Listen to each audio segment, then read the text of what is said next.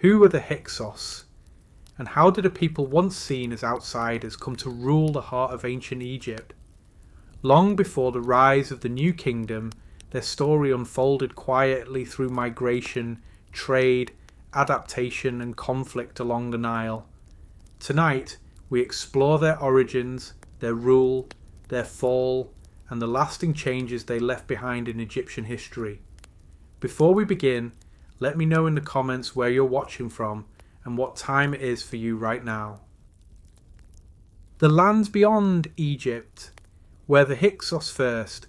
The story of the Hyksos does not begin in Egypt. It begins far beyond the Nile, in the lands of the Eastern Mediterranean and the Near East, regions shaped by movement, trade, and constant interaction between cultures.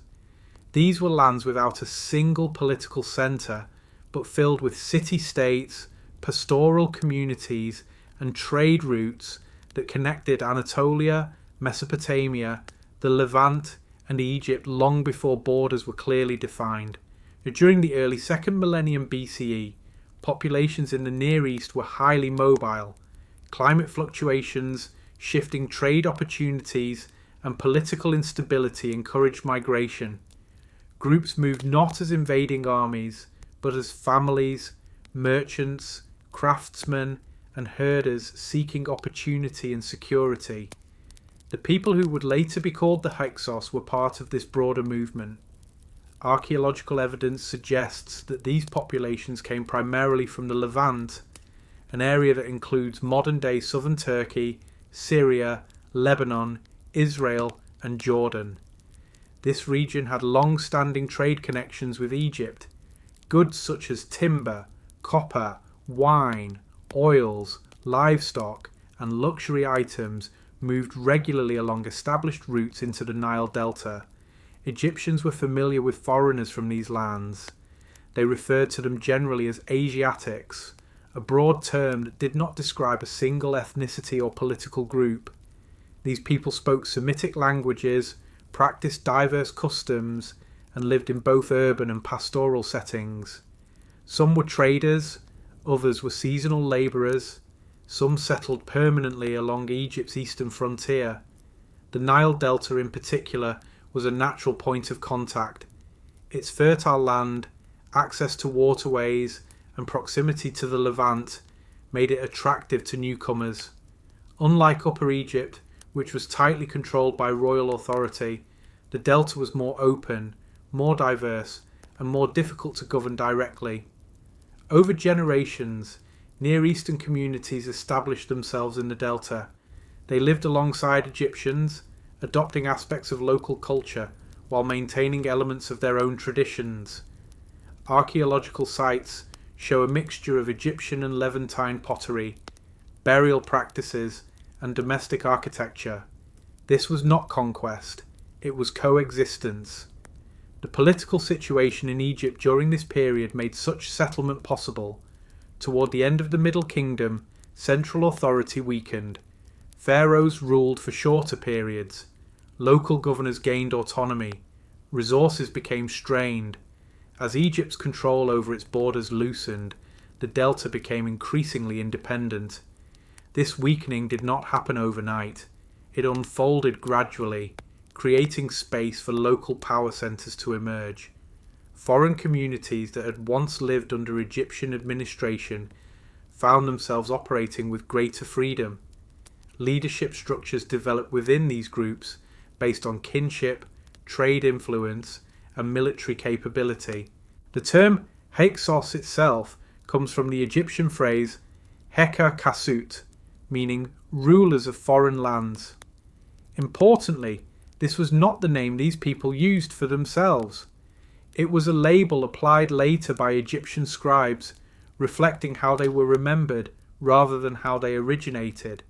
At this early stage, the future Hyksos were not rulers.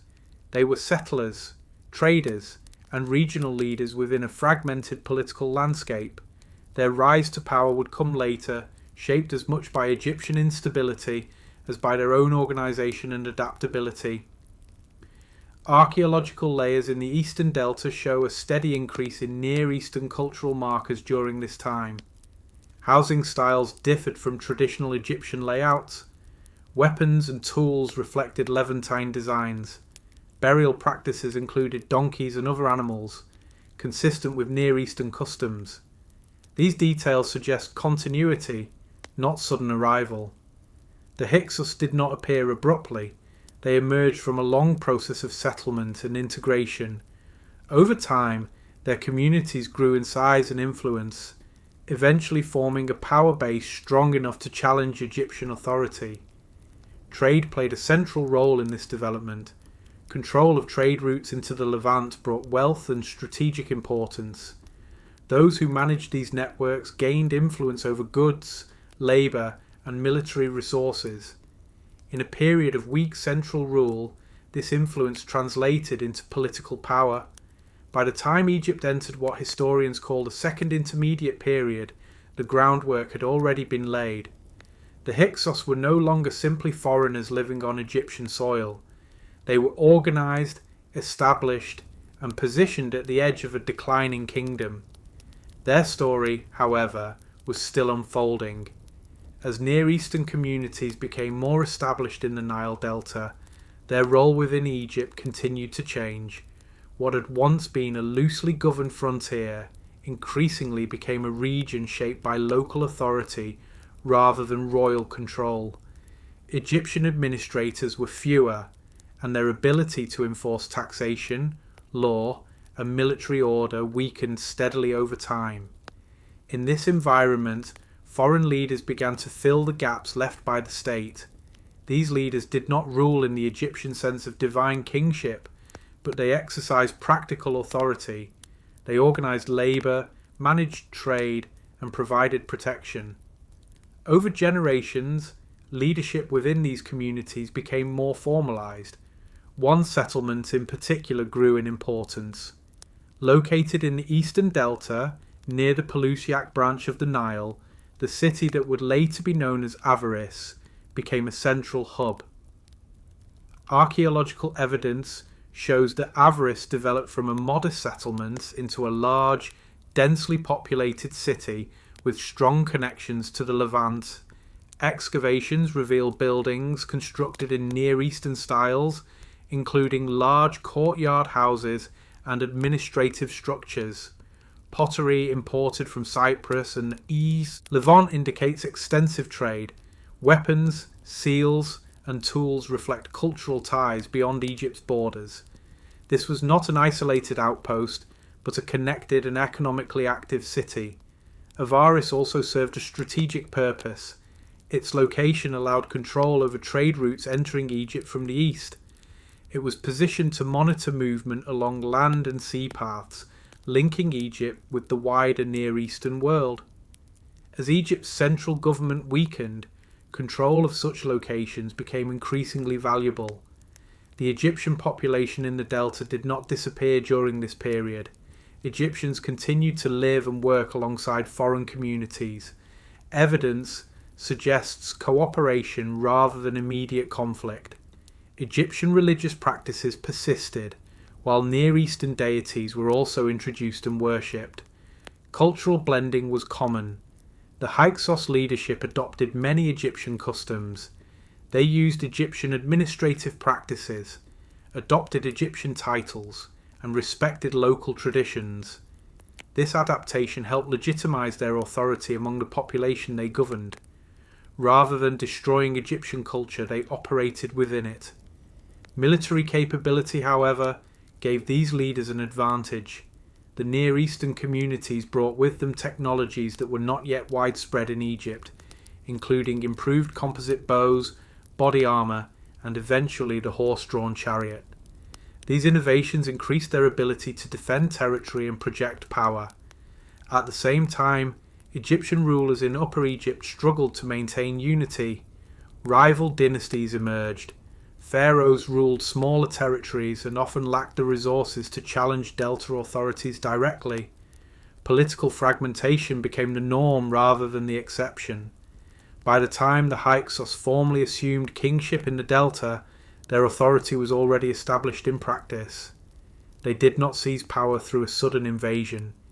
Instead, They consolidated control gradually, drawing authority from economic strength, military capability, and administrative stability. Egyptian texts written later would portray the Hyksos as violent usurpers, but archaeological evidence presents a more complex picture. The transition of power in the Delta appears to have been relatively orderly, shaped by long-term settlement and shifting political realities rather than widespread destruction. The rulers who emerged from these communities took Egyptian royal titles and presented themselves as legitimate kings. They ruled as part of Egypt's dynastic tradition, even as they maintained connections to their Near Eastern origins. By this point, the Hyksos were no longer simply a group from beyond Egypt's borders.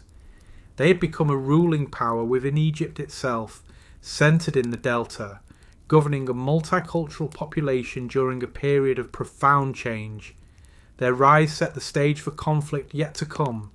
In Upper Egypt, local dynasties would eventually resist foreign rule, leading to a prolonged struggle that reshaped Egypt's identity and military traditions. But that struggle belonged to a later chapter. For now, the story of the Hyksos begins with movement, settlement, and adaptation, a slow transformation from migrants of the Near East into rulers of northern Egypt. Before conquest, migrants, traders, and newcomers in Egypt. Long before the Hyksos ruled any part of Egypt, they lived within it. Their presence was not sudden, and it was not initially political.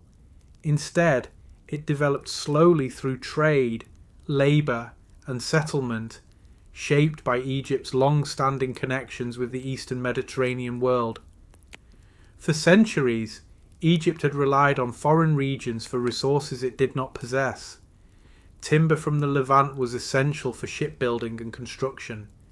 Copper, silver, oils, wine, livestock, and crafted goods arrived through trade routes that connected Egypt to Syria, Canaan, and beyond.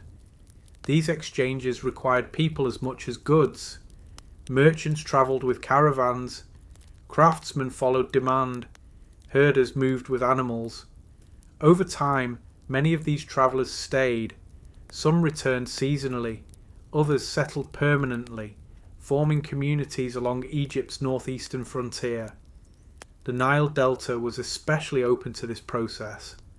Unlike Upper Egypt, where royal authority was tightly concentrated and visible, the Delta was broad, fertile, and difficult to govern directly. Its many branches, marshes, and shifting waterways made centralized control challenging. This created space for diversity and local autonomy. Foreign communities established themselves quietly. They lived in neighborhoods that reflected their own architectural traditions, while adopting Egyptian building materials and techniques. Excavations show houses arranged around courtyards, storage facilities for trade goods, and evidence of mixed domestic life.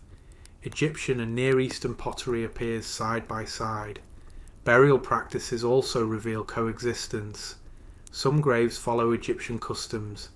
Others include Near Eastern elements such as donkey burials, weapons, or distinctive grave goods. These differences suggest cultural continuity rather than forced assimilation. Egyptian authorities tolerated and even encouraged this settlement. Foreigners were useful. They worked as traders, artisans, soldiers, and agricultural labourers. Some served directly under Egyptian officials, others operated independently, contributing to local economies. Written records from earlier periods confirm that foreigners were common in Egypt. They were listed as workers, guards, and servants. Their presence was regulated but accepted. There is no evidence that they were viewed as an immediate threat during this early phase.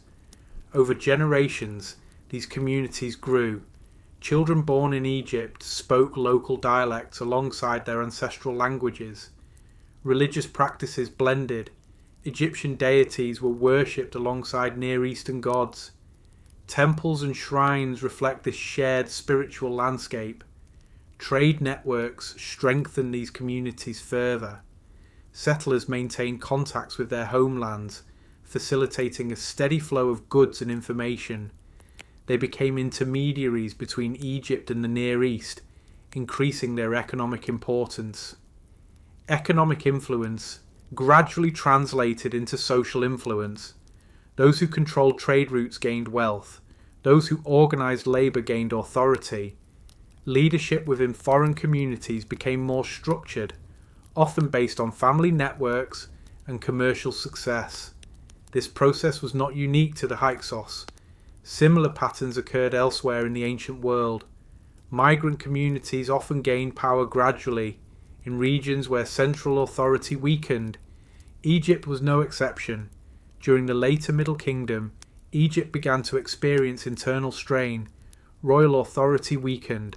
Provincial leaders gained independence. Resources became harder to manage. This instability did not immediately disrupt daily life, but it reduced the state's ability to control distant regions like the Delta. As Egyptian oversight diminished, local leaders stepped forward. Some were Egyptian officials acting independently. Others were leaders of foreign origin communities who already held economic and social power. These leaders did not replace Egyptian culture. They operated within it. Foreign settlers adopted Egyptian administrative practices. They used Egyptian weights, measures, titles, and record-keeping systems. They dressed in Egyptian styles while retaining distinct elements. This adaptation allowed them to function effectively within Egyptian society. By this point, the distinction between Egyptian and foreigner was often blurred. Identity became regional rather than purely ethnic. People identified with local communities, trade networks, and leadership structures more than distant royal authority. This gradual integration laid the foundation for later political change. When Egyptian central power collapsed further during the Second Intermediate Period, the infrastructure of local authority was already in place. Foreign origin leaders were positioned to assume greater roles, not because they invaded, but because they were already embedded within the system.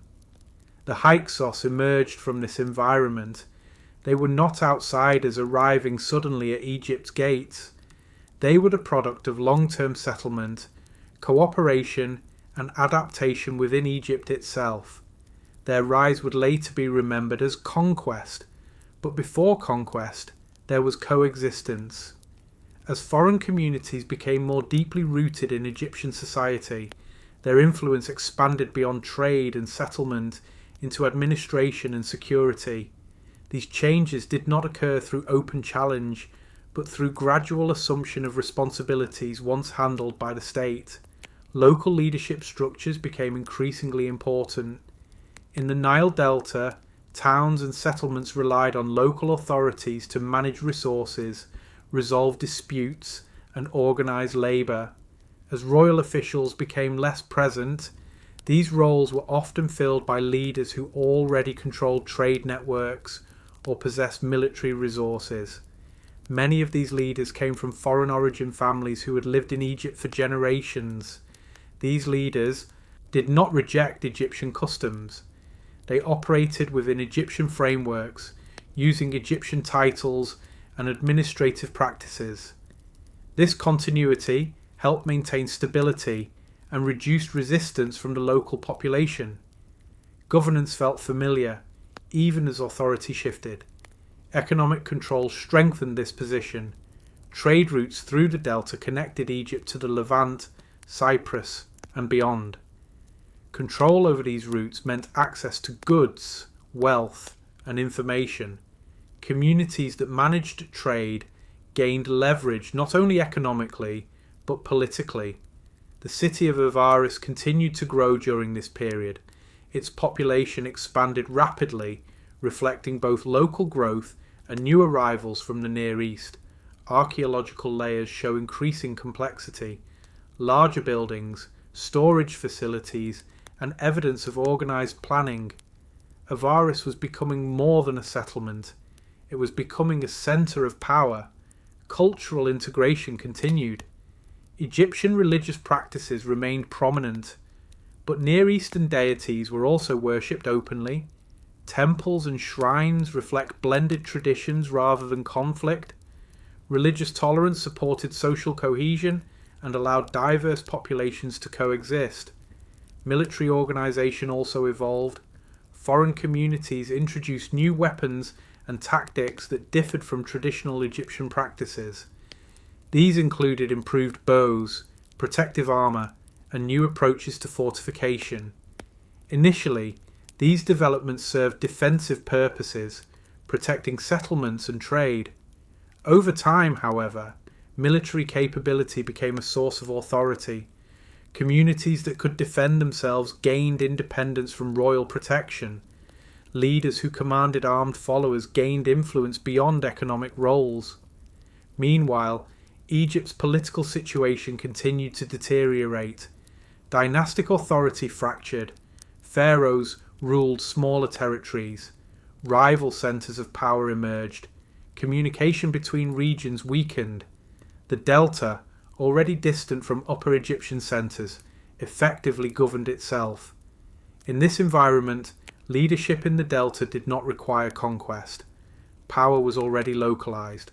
Foreign origin leaders were increasingly seen as legitimate authorities because they provided stability, protection, and economic continuity. Egyptian populations living under their leadership adapted pragmatically. There is little evidence of widespread resistance during this period. Daily life appears to have continued with relative normalcy. Agriculture, trade, and craft production persisted. This suggests that the transition toward Hyksos rule was not initially experienced as occupation, but as administration by familiar local leaders. By the time the Hyksos formally declared kingship, much of the groundwork had already been laid. They inherited functioning cities, loyal populations, and established networks of trade and defence.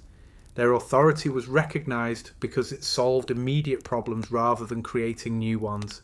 Later Egyptian accounts would emphasise foreign domination, but archaeological evidence paints a different picture, one of gradual integration, adaptation, and political evolution rather than sudden conquest. The Hyksos emerged not as invaders, but as rulers shaped by Egypt itself. Their story before conquest is one of movement, settlement, cooperation, and opportunity, a reminder that power often changes hands quietly, long before history records it as revolution. A fractured kingdom, Egypt on the eve of change.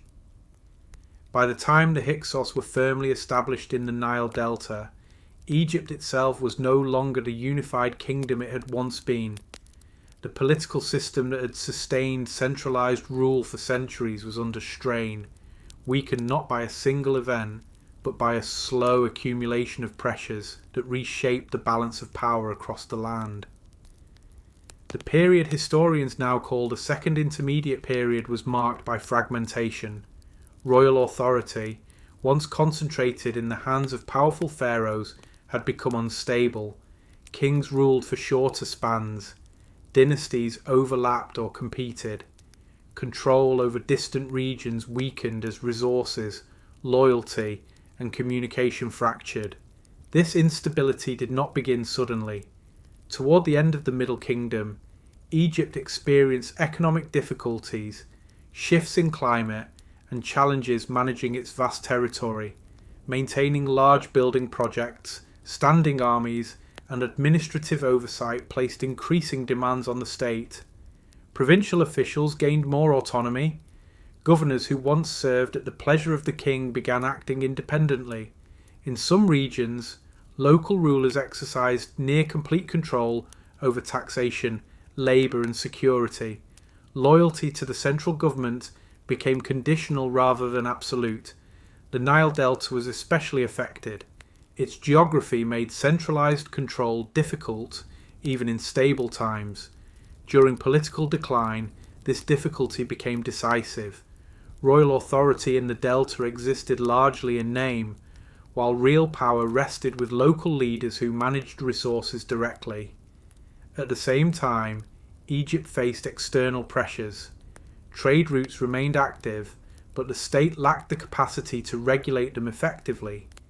Foreign populations already living in the Delta were increasingly self-sufficient, relying less on royal oversight and more on local governance structures.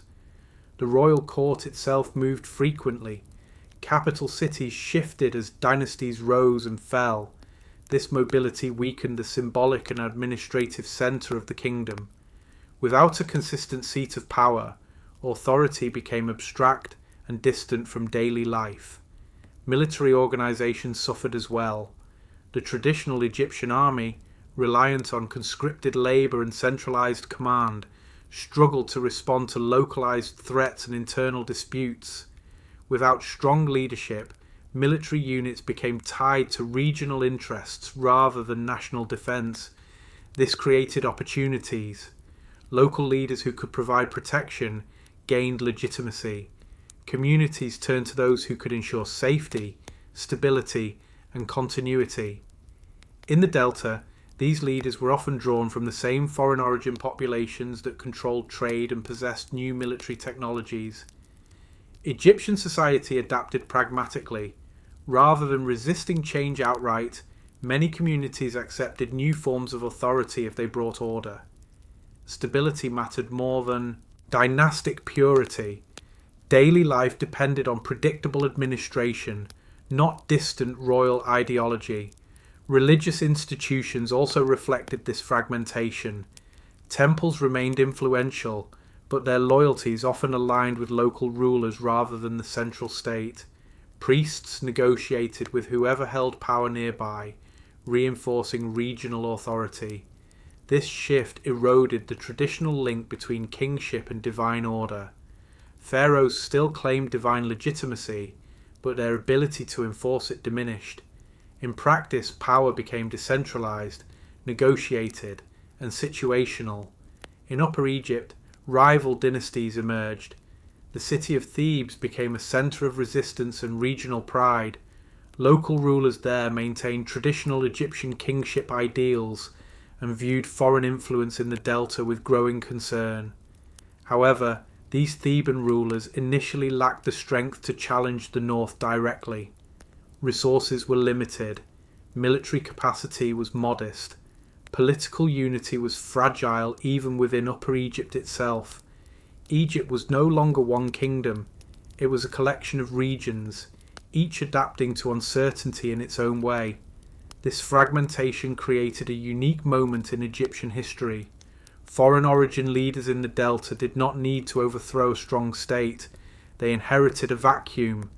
Their rise was enabled not by Egyptian weakness alone, but by Egypt's willingness to accept local solutions to systemic problems. The stage was set. The Hyksos would soon step fully into power, not as sudden conquerors, but as rulers emerging from a fractured political landscape that had already shifted away from centralized control.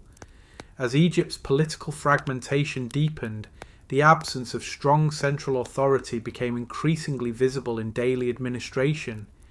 Taxes were collected irregularly. Royal decrees travelled slowly, if at all.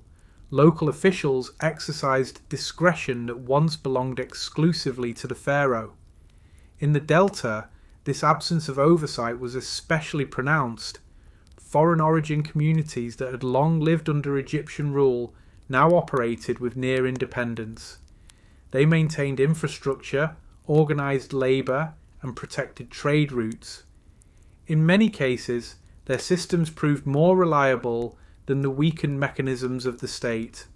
This reliability strengthened their legitimacy. People did not require ideological justification to accept new leadership.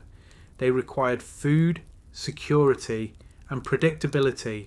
Where local rulers provided these, loyalty followed naturally. The concept of kingship itself began to change. Traditionally, Egyptian kingship was absolute, divine, and centralized. During the Second Intermediate Period, kingship became regional. Multiple rulers claimed authority simultaneously, each governing limited territories. This multiplicity weakened the symbolic power of the throne. If several kings ruled at once, the uniqueness of divine kingship diminished. Authority became practical rather than sacred, based on capability rather than lineage. The Hyksos benefited directly from this shift. Their leaders did not initially claim universal Egyptian kingship. They ruled the Delta as regional kings, using Egyptian titles while governing according to local realities. This approach avoided immediate confrontation with southern dynasties. Avaris functioned as a capital in all but name. Administrative records, storage facilities, workshops, and defensive structures indicate centralized planning. The city was well supplied, well defended, and economically active. It contrasted sharply with many Egyptian centres struggling under reduced resources. Meanwhile, Upper Egypt continued to consolidate around Thebes. Theban rulers preserved traditional religious practices and royal ideology. They maintained temples, supported priesthoods, and emphasized continuity with Egypt's past. This ideological contrast would later become a source of conflict. For the moment, however, coexistence prevailed. Trade continued between north and south. Diplomatic contact was maintained. There is little evidence of immediate large-scale warfare during the early phase of Hyksos rule. This coexistence was uneasy but functional. Each region adapted to its circumstances. The Delta thrived through trade and foreign connections. Upper Egypt maintained cultural tradition and local authority. Over time, however, the imbalance became difficult to ignore. The Hyksos controlled key trade routes, possessed advanced military technologies, and governed a wealthy region. Their position grew stronger as Egypt's fragmentation persisted. Egyptian perceptions began to shift. What had once been accepted as local governance increasingly appeared as foreign domination, particularly as memories of stronger centralized rule endured in religious and cultural narratives. This shift in perception would later shape how the Hyksos were remembered. At this stage, however, the fractured kingdom allowed multiple systems of rule to coexist. Egypt had entered a period where authority was negotiated rather than imposed. The Hyksos did not seize this moment by force alone. They occupied it through organization, adaptation, and timing. Their rise illustrates a broader historical pattern. When central power weakens, those already embedded within the system are best positioned to assume control. By the time conflict emerged openly, the Hyksos were already deeply rooted in the Delta, governing effectively and with local acceptance. Egypt's fractured state had made this possible. The coming struggle would not be between a unified Egypt and foreign invaders, but between competing visions of kingship within a land already divided. The rise of Avaris and the Hyksos capital in the Delta. As the political centre of gravity in northern Egypt shifted, one city emerged as the focal point of Hyksos power. This city was Avaris, located in the eastern Nile Delta near the Pelusiac branch of the river. Its rise was not accidental. Geography, trade, and long-term settlement combined to make Avaris uniquely suited to become a capital. Avaris had existed long before the Hyksos assumed kingship. Archaeological evidence shows that the site was occupied during the Middle Kingdom, initially as a modest settlement with strong ties to the Levant. Over time, its population grew, reflecting waves of migration and economic opportunity rather than sudden political change. Its location was strategic. The eastern delta served as Egypt's primary gateway to the Near East. Land routes connected Avaris to Canaan and Syria, while waterways linked it to the Nile and Mediterranean trade networks. Control of this region meant access to goods, people, and information moving in and out of Egypt. As central authority weakened, Avaris benefited. Local leaders invested in infrastructure. Storage facilities expanded. Workshops for craft production appeared. Residential areas grew denser and more organized. This was a city developing around economic and administrative needs rather than monumental display. Excavations at Avaris reveal a diverse urban population. Housing styles reflect Near Eastern architectural traditions, including large courtyard homes and clustered domestic spaces. At the same time, Egyptian building techniques and materials were widely used. The city was culturally mixed, not segregated. Administrative activity increased steadily. Seal impressions, storage jars, and accounting tools indicate organized record keeping. Goods were collected, stored, and redistributed. This suggests a functioning bureaucracy capable of managing trade, taxation, and supply. Avaris also became a military centre. Defensive structures were strengthened over time, including walls and controlled access points. These defences were not only against external threats, but also reflected the city's growing political importance. The presence of weapons and military equipment in the archaeological record supports this interpretation. Composite bows, spearheads, and protective gear appear with increasing frequency. These tools reflected Near Eastern military traditions and gave the city a defensive advantage during a period of regional instability. Religious life in Avaris was similarly complex. Shrines and temples indicate the worship of both Egyptian and Near Eastern deities. Gods associated with storms, fertility, and protection appear alongside traditional Egyptian religious practices. This coexistence suggests tolerance and integration rather than conflict. One deity in particular gained prominence. A storm god associated with Near Eastern traditions became closely linked with Egyptian concepts of kingship and power. This blending of religious symbolism would later play a role in Hyksos royal ideology. As Avaris grew, it functioned increasingly as a centre of governance. Decisions affecting the delta were made locally. Labour was organised, resources allocated, and security maintained without reliance on distant royal authority. For residents of the region, Avaris was effectively the seat of power. Importantly, this transformation was gradual. There is no evidence of widespread destruction or abrupt transition. Layers of occupation show continuity, adaptation, and expansion. The city's rise mirrors the broader pattern of Hyksos ascent, steady, pragmatic, and rooted in existing systems.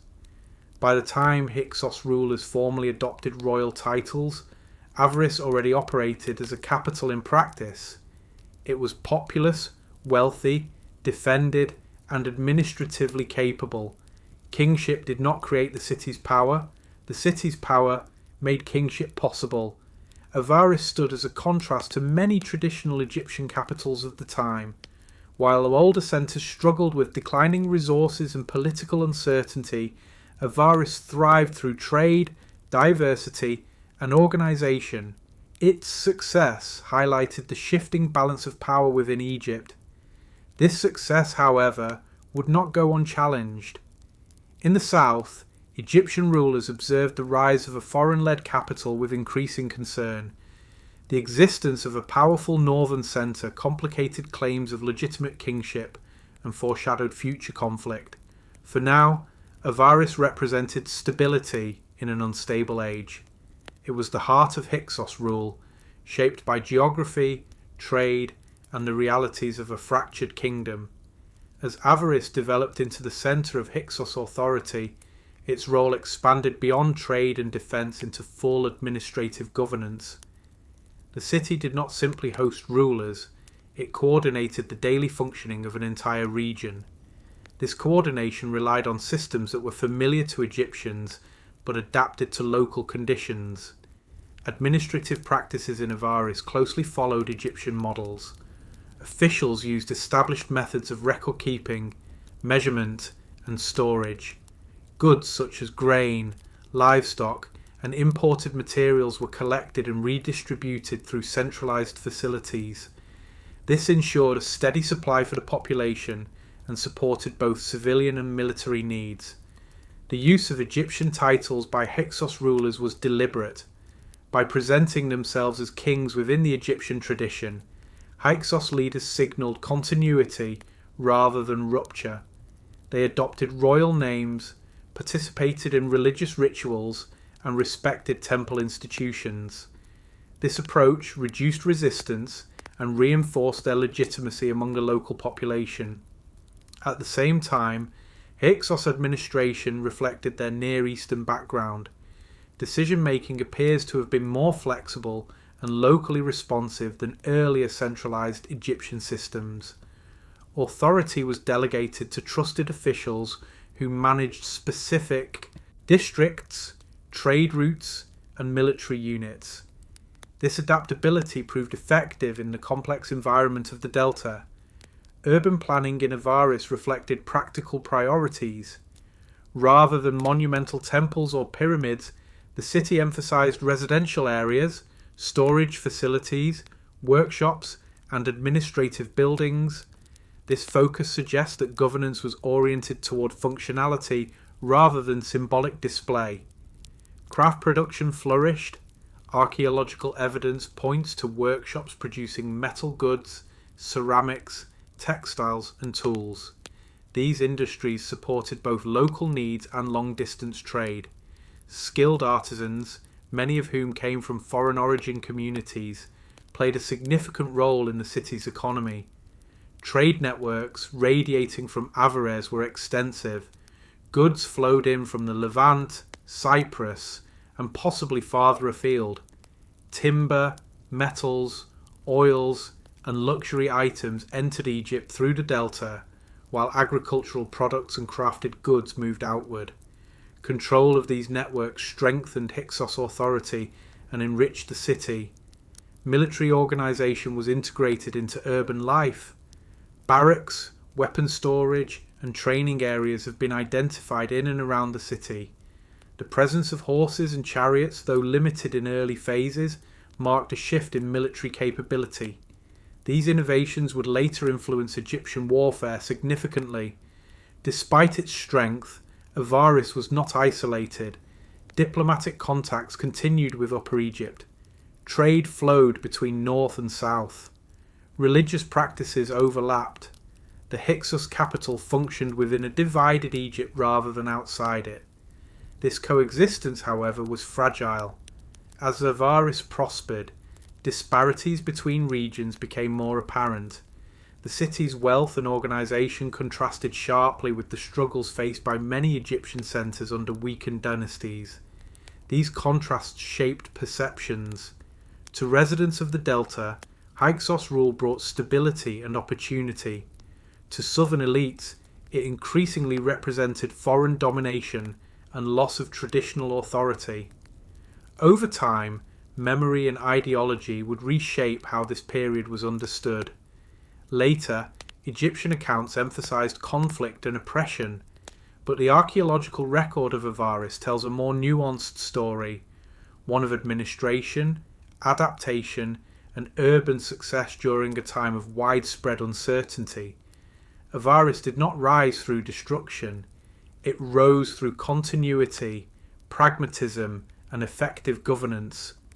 As the Hyksos consolidated their power, the city stood as both a symbol of their authority and a reminder of Egypt's fractured political landscape.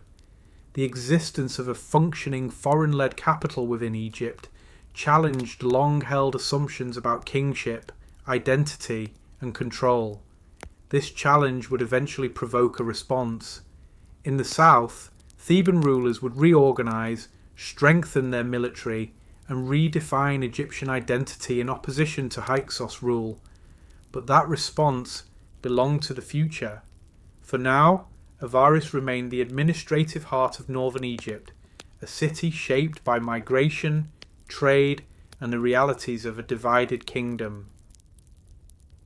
Kings without crowns. How the Hyksos ruled Egypt. When the Hyksos assumed power in northern Egypt, they did so without overturning the visible structures of Egyptian rule. There were no grand coronations in the traditional sense, no widespread destruction of temples, and no immediate replacement of Egyptian customs. Instead, their authority developed quietly, shaped by pragmatism and adaptation. Hyksos rulers governed Egypt without fully adopting the ideological foundations of traditional Egyptian kingship. In earlier periods, pharaohs were presented as divine beings, intermediaries between the gods and the people, responsible for maintaining cosmic order. The Hyksos did not emphasize this role to the same degree. Their authority rested more on administration, military capability, and control of resources than on divine symbolism. This difference was significant. Rather than ruling all of Egypt, the Hyksos governed a defined territory centered in the Delta. Their power was regional rather than universal. They did not initially claim authority over Upper Egypt, which remained under the control of native Egyptian dynasties based in Thebes. Despite this limitation, Hyksos rulers adopted many Egyptian royal practices. They used royal titulary, issued decrees, and appeared in inscriptions as kings. They supported temples and participated in religious rituals. These actions helped present their rule as legitimate within Egyptian tradition, even if their origins were foreign. Administration under the Hyksos followed established Egyptian models. Officials managed taxation, labour, and storage using familiar systems. Local administrators remained in place, provided they accepted Hyksos authority. This continuity minimised disruption and ensured cooperation from the existing bureaucratic class. Legitimacy was reinforced through stability. For many inhabitants of the Delta, Hyksos rule brought order during a time of uncertainty. Trade flourished, cities functioned, and agricultural production continued. In a fragmented kingdom, effective governance mattered more than royal ancestry. The Hyksos also relied on military strength. Their forces were well organised and equipped with technologies that gave them an advantage, including composite bows and improved armour. This capability deterred rebellion and protected trade routes, reinforcing their authority without constant warfare. Importantly, Hyksos rulers did not attempt to erase Egyptian identity. Egyptian language, art, and religion continued largely unchanged. Temples remained active. Priests retained influence. This tolerance reduced resistance and allowed Hyksos rule to be experienced as administration rather than occupation. Foreign identity was present but understated. Hyksos kings maintained connections to the Near East and favoured certain deities associated with their origins, yet they avoided imposing foreign culture wholesale. Their rule was marked by cultural blending rather than replacement. This approach reflected necessity.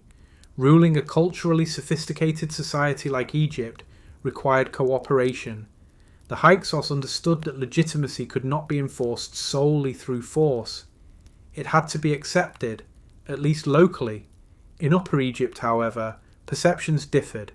Southern rulers viewed the Hyksos as foreign usurpers, regardless of their administrative success.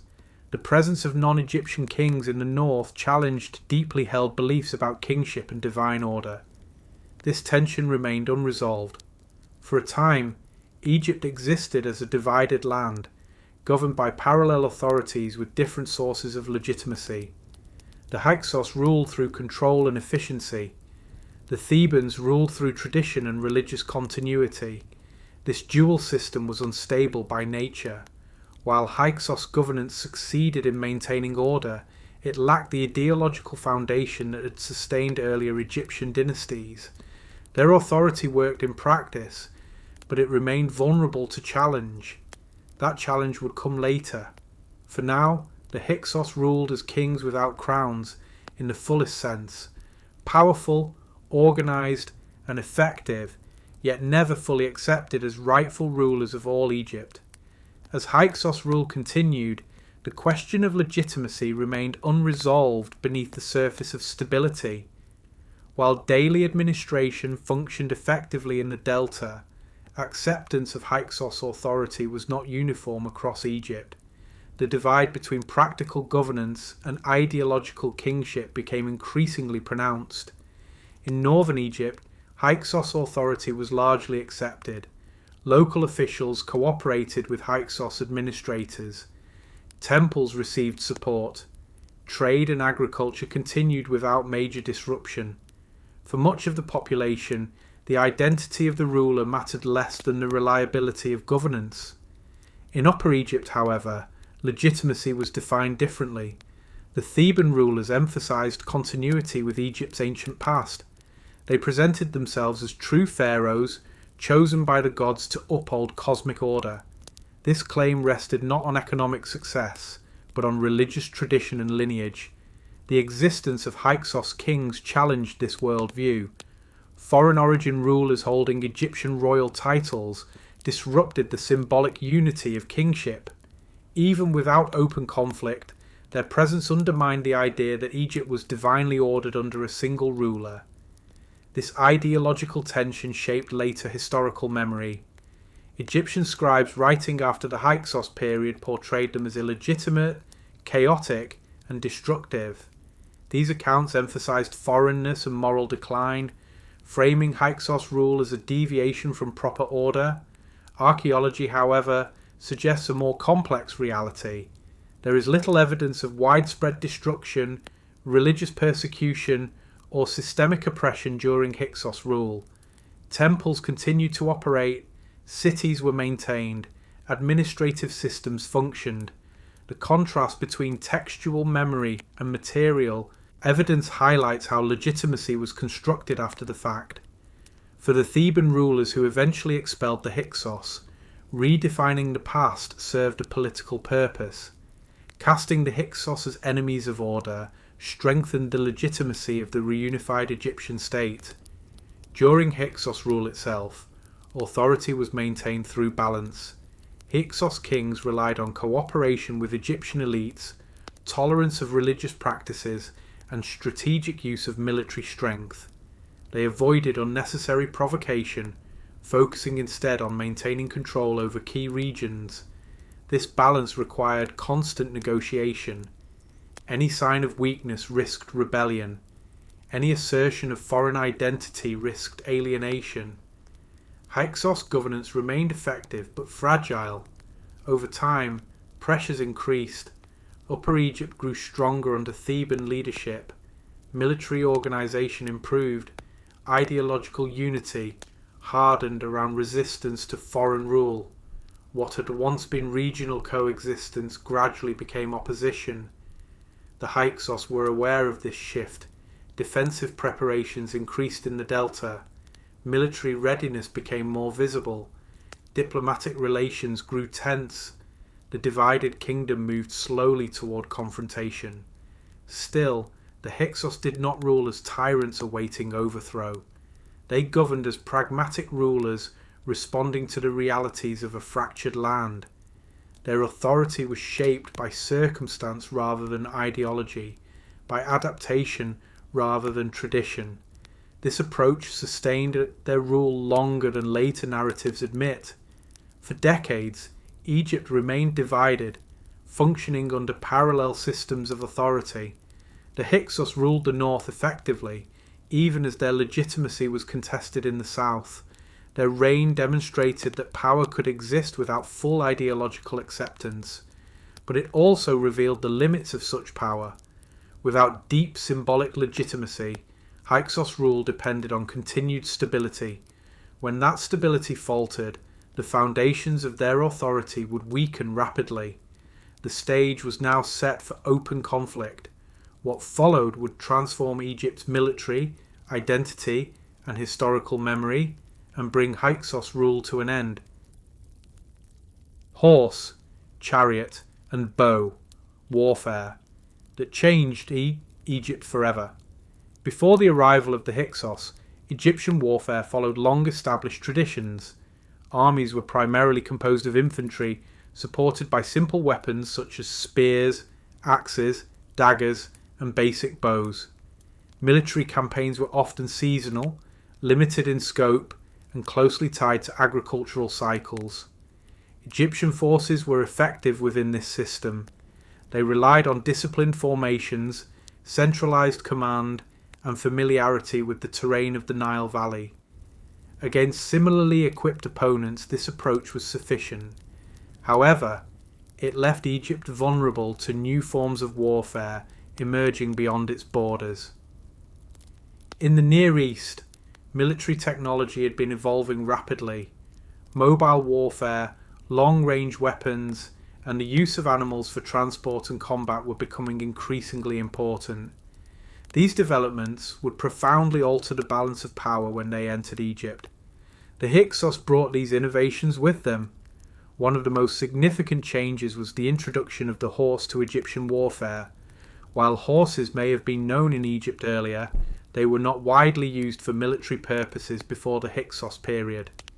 The horse transformed mobility. When harnessed to light, fast chariots, horses allowed armies to move quickly across open terrain, strike unexpectedly, and withdraw before infantry could respond effectively. This speed altered how battles were fought and how territory was controlled. The chariot itself was a complex piece of technology. Constructed from lightweight wood, leather, and bronze fittings, it required skilled craftsmanship. Its design prioritized speed and maneuverability rather than protection. Chariots carried 2 men, a driver and a warrior, often armed with a bow. This combination proved highly effective. Mounted archers could fire repeatedly while moving at speed, targeting enemy formations from a distance. Infantry forces, unused to such tactics, struggled to respond. The Hyksos also introduced the composite bow. Unlike traditional Egyptian bows, which were made from a single piece of wood, composite bows were constructed from layered materials such as wood, horn, and sinew. This design increased power, range, and durability. Composite bows allowed warriors to strike from farther away with greater force. Arrows could penetrate shields and armour more effectively. This gave Hyksos forces a clear tactical advantage, especially when combined with chariot mobility. Protective equipment also improved. Bronze helmets, body armour, and shields became more common. These provided better defence against traditional Egyptian weapons and increased survivability in combat. Together, these innovations reshaped the battlefield. Warfare became faster, more mobile, and more lethal. Battles were no longer confined to close combat. Control of movement, positioning, and ranged attack became decisive. The impact of these changes extended beyond the battlefield. Military innovation strengthened Hyksos authority. Their ability to defend territory, suppress rebellion, and deter rivals reinforced their political power. Control of armed forces supported administrative stability. At the same time, these changes exposed weaknesses in Egypt's existing military system. Infantry-based armies struggled to counter chariots and mounted archers. Defensive strategies designed for slower conflicts proved inadequate. Egyptian rulers in Upper Egypt took notice. They observed Hyksos military methods carefully. Over time, they began adapting these technologies themselves, laying the groundwork for a transformation that would later define the new kingdom. For the moment, however, the advantage lay with the Hyksos. Their mastery of horse-drawn warfare and advanced weaponry allowed them to maintain control over the Delta and resist challenges from the south. Military innovation did not alone explain Hyksos rule, but it reinforced it. Combined with economic strength and administrative organisation, these new methods of warfare made Hyksos authority resilient during a period of political fragmentation. Egypt was changing. The age of slow, infantry-based conflict was giving way to a new era of speed, range, and tactical flexibility. This transformation began under the Hyksos. As Hyksos military methods became firmly established in northern Egypt, their influence extended beyond immediate tactical advantage and began reshaping Egyptian conceptions of warfare itself. What initially appeared as foreign techniques gradually became lessons learned, observed, and eventually adopted by Egyptian rivals. Upper Egyptian rulers paid close attention. Though limited in resources, the Theban dynasties carefully studied Hyksos military practices. They encountered chariots and composite bows not only on the battlefield, but through trade, diplomacy, and intelligence gathered from border regions. Over time, Egyptian craftsmen began producing similar equipment. This process was gradual. Early Egyptian chariots were likely inferior to those used by the Hyksos, requiring experimentation and adaptation. Horses had to be bred, trained, and integrated into existing military structures. Drivers and archers required specialized skills that took years to develop. Despite these challenges, the transformation continued. Egyptian armies reorganized. Training emphasized mobility and coordination. Chariot units became elite formations rather than auxiliary forces. The role of the warrior shifted from massed infantry to skilled specialists operating in coordinated teams. These changes altered strategy. Military campaigns became faster and more decisive. Control of territory depended on mobility rather than static defense. Borders were patrolled actively, and offensive campaigns extended farther than before. The psychological impact was significant. Chariot warfare introduced fear and uncertainty into battle.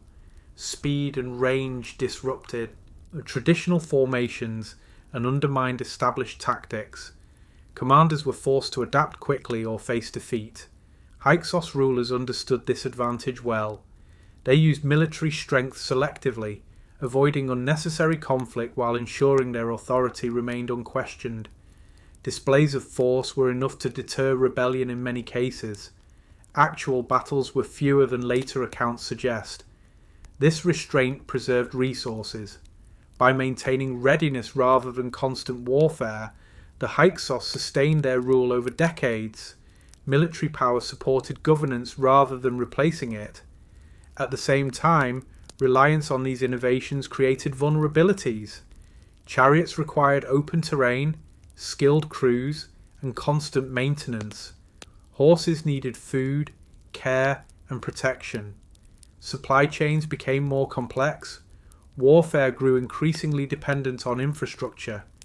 As Upper Egypt strengthened, these vulnerabilities became apparent. Theban rulers combined traditional Egyptian discipline with newly adopted technologies. They built forces capable of matching Hyksos mobility while retaining familiarity with local terrain and logistics. This combination proved decisive.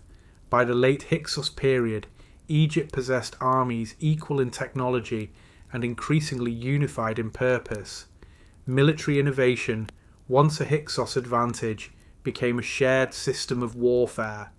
The legacy of this transformation endured. After the Hyksos were defeated, Egypt did not abandon these methods. Instead, they became central to New Kingdom military doctrine.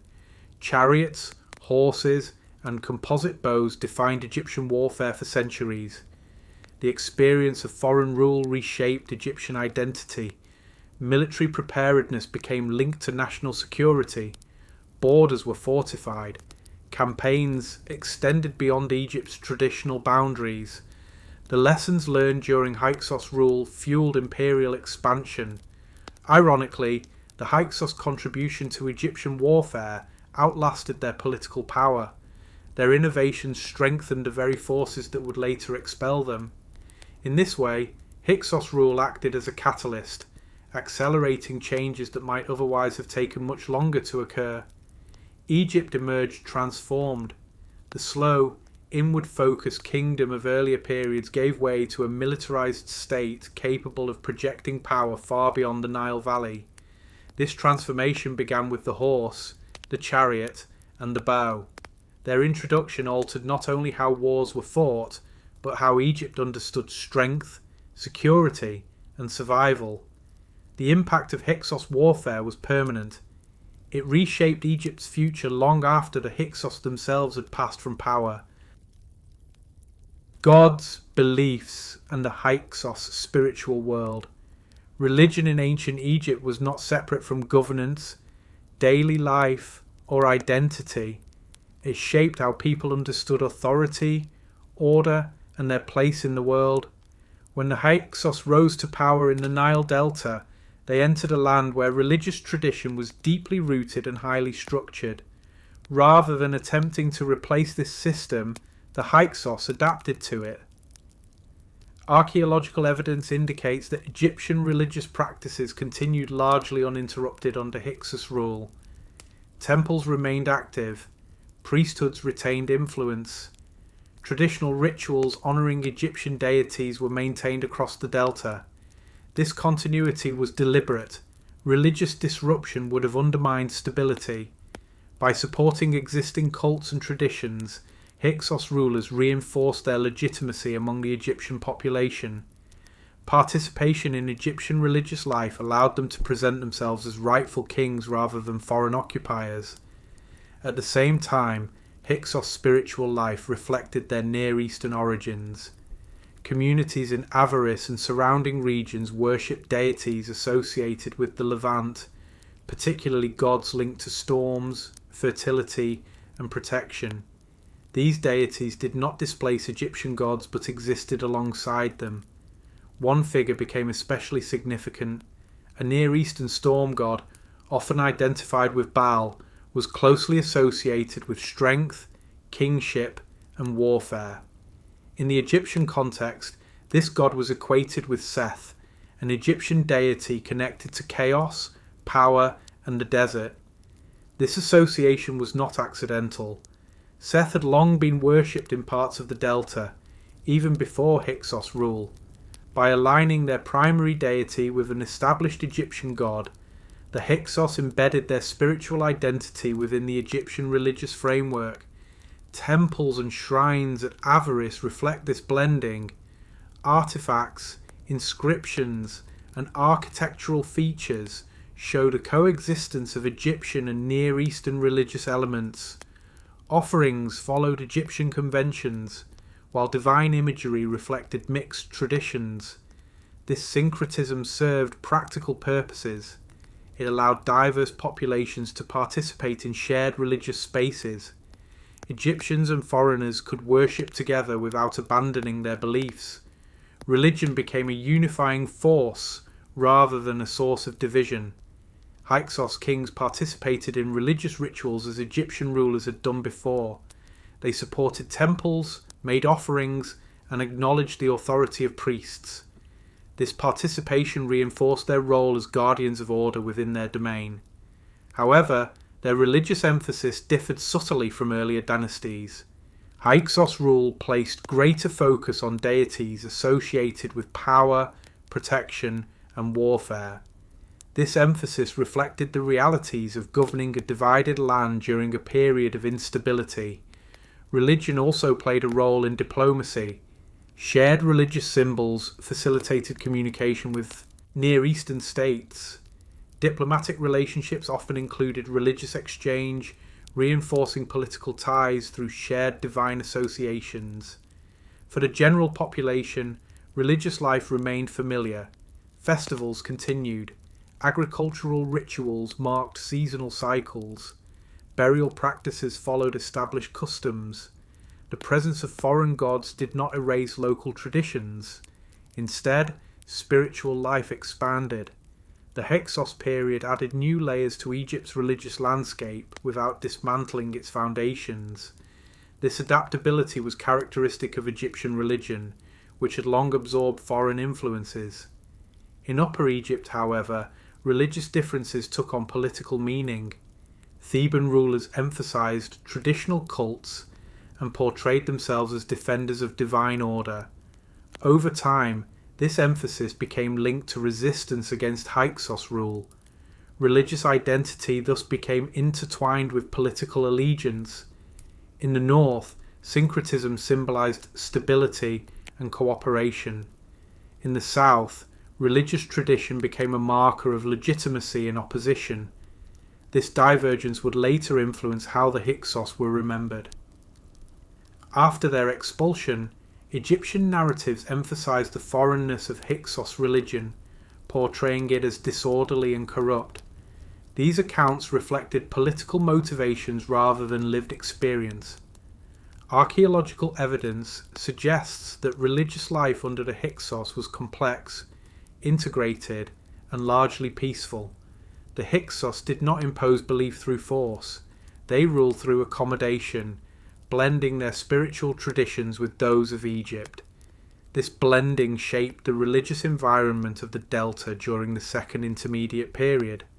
It also demonstrated that religious identity in ancient Egypt was flexible, capable of absorbing change without losing continuity. The Hyksos spiritual world was neither fully foreign nor entirely Egyptian. It was a shared space, shaped by migration, coexistence, and the practical needs of governance. As religious life continued under Hyksos rule, spiritual symbolism became closely tied to questions of authority and identity. While daily worship remained largely unchanged for much of the population, the meanings attached to gods and rituals gradually took on political significance. Hyksos kings used religion to reinforce their rule. They adopted Egyptian royal imagery in temple contexts, appearing as traditional rulers making offerings to the gods. This visual language was familiar to Egyptians and helped normalize foreign leadership. Inscriptions and seals reflect careful attention to Egyptian religious conventions. At the same time, the prominence of certain deities signaled a shift in emphasis. Gods associated with power, storms, and protection were favored, reflecting the realities of ruling during an unstable period. The storm god identified with Seth became particularly important, symbolizing strength and control in uncertain times. This emphasis did not represent a rejection of Egyptian religion. Instead, it highlighted aspects of the pantheon that resonated with Hyksos' political needs. Egyptian religion had always been flexible, capable of accommodating multiple interpretations and local traditions. However, these choices carried consequences. In Upper Egypt, Seth was increasingly associated with disorder and foreign influence. Theban rulers promoted deities linked to stability, fertility, and rightful kingship, such as Amun. Over time, this contrast deepened ideological divisions between North and South. Religion became a language of resistance. By emphasizing traditional cults and moral order, Theban rulers framed themselves as restorers of balance. Hyksos rule, in contrast, was portrayed as a disruption to divine harmony. These narratives emerged gradually. During the Hyksos period itself, there is little evidence of religious conflict. Temples functioned. Priests cooperated with authorities. Ritual life remained continuous. The shift occurred primarily in memory. After the Hyksos were expelled, Egyptian scribes reinterpreted the past. Religious differences were exaggerated to justify political victory. Hyksos worship practices were described as impious or chaotic, reinforcing the legitimacy of the new kingdom. This retrospective framing shaped historical understanding for centuries. It obscured the reality of syncretism and coexistence that characterized the Hyksos period. Archaeological evidence contradicts the image of religious suppression or widespread desecration. Instead, material culture shows integration. Objects from temples, domestic shrines, and burial sites reflect blended traditions. Egyptian symbols appear alongside Near Eastern motifs. Religious life was shared rather than segregated. This blending had lasting effects. Religious syncretism introduced during the Hyksos period influenced later Egyptian theology. Associations between gods persisted. Concepts of divine power expanded to include attributes drawn from Near Eastern traditions. Even as Egypt sought to erase Hyksos' political memory, religious influences endured. The adaptability of Egyptian religion allowed it to absorb change while maintaining continuity. The Hyksos period became part of this ongoing process. For the people living in the Delta, religious life under the Hyksos was not defined by rupture. It was marked by familiarity, adaptation, and shared practice. The Hyksos spiritual world reflects a broader truth about ancient societies. Belief systems often change quietly, through interaction rather than confrontation. Political boundaries shift, but religious life adapts to sustain communities. Under the Hyksos, Religion served as a stabilizing force. It connected diverse populations, legitimized authority, and maintained continuity during a period of division. Later narratives would cast this period as one of disorder. The evidence suggests otherwise. Religion under the Hyksos reveals a complex blended world, one shaped by migration, coexistence, and the practical needs of rule. This spiritual landscape would influence how Egypt understood power, identity, and the divine long after the Hyksos themselves were gone. Life under Hyksos rule, Egyptians and foreign kings. For most people living in Egypt during the Hyksos period, daily life was shaped less by questions of kingship and more by the rhythms of work, family, and survival. While later histories emphasize political conflict, the lived experience of ordinary Egyptians and foreign settlers was defined by continuity and coexistence. Agriculture remained the foundation of life. The Nile continued its annual cycle of flooding and renewal. Fields were planted and harvested according to long-established patterns. Grain production, livestock herding, and irrigation systems functioned much as they had in earlier periods. Hyksos rule did not disrupt the agricultural calendar that sustained the population. Farmers in the Delta worked the land under local administrators. Taxes were collected in grain and goods, stored in centralized facilities, and redistributed to support urban populations and military needs. These systems followed Egyptian administrative traditions, ensuring familiarity and predictability. Urban life continued steadily.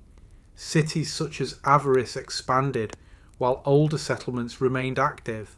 Markets operated regularly, offering food, tools, textiles, and imported goods. Craftsmen produced pottery, metalwork, and everyday items for local use and trade. Economic activity increased in some regions. The Delta benefited from its position as a trade hub connecting Egypt to the Near East. Goods moved through ports and caravan routes, bringing wealth and employment. Egyptian merchants worked alongside foreign traders, participating in shared economic networks.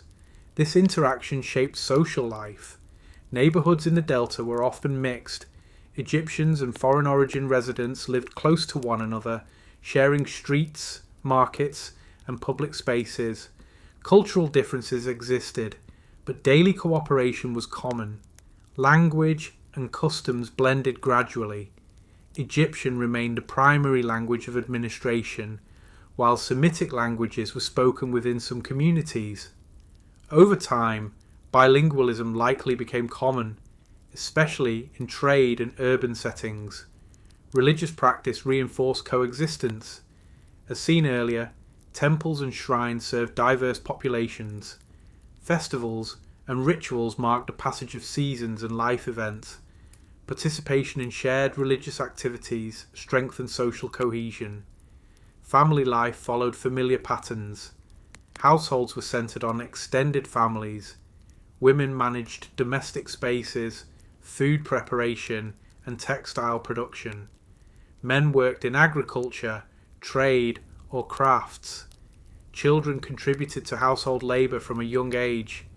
Legal and social structures remained largely intact. Local courts resolved disputes using established Egyptian legal practices. Contracts, agreements, and property rights continued to be recognized. There is little evidence of systematic discrimination against Egyptians under Hyksos rule. Foreign origin elites occupied positions of authority, but they relied on Egyptian officials and local knowledge. This reliance encouraged cooperation rather than exclusion. Governance was practical, focused on maintaining order and productivity. Social mobility existed, particularly in urban centres.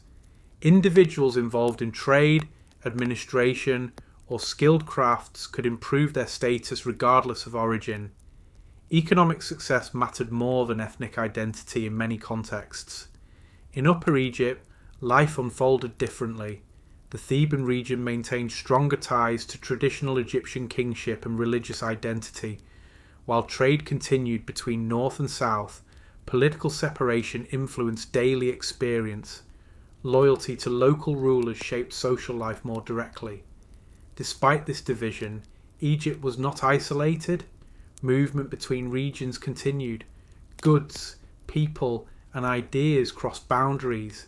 The divided kingdom remained interconnected through economic and cultural exchange. For most inhabitants, Hyksos rule was experienced as governance rather than occupation.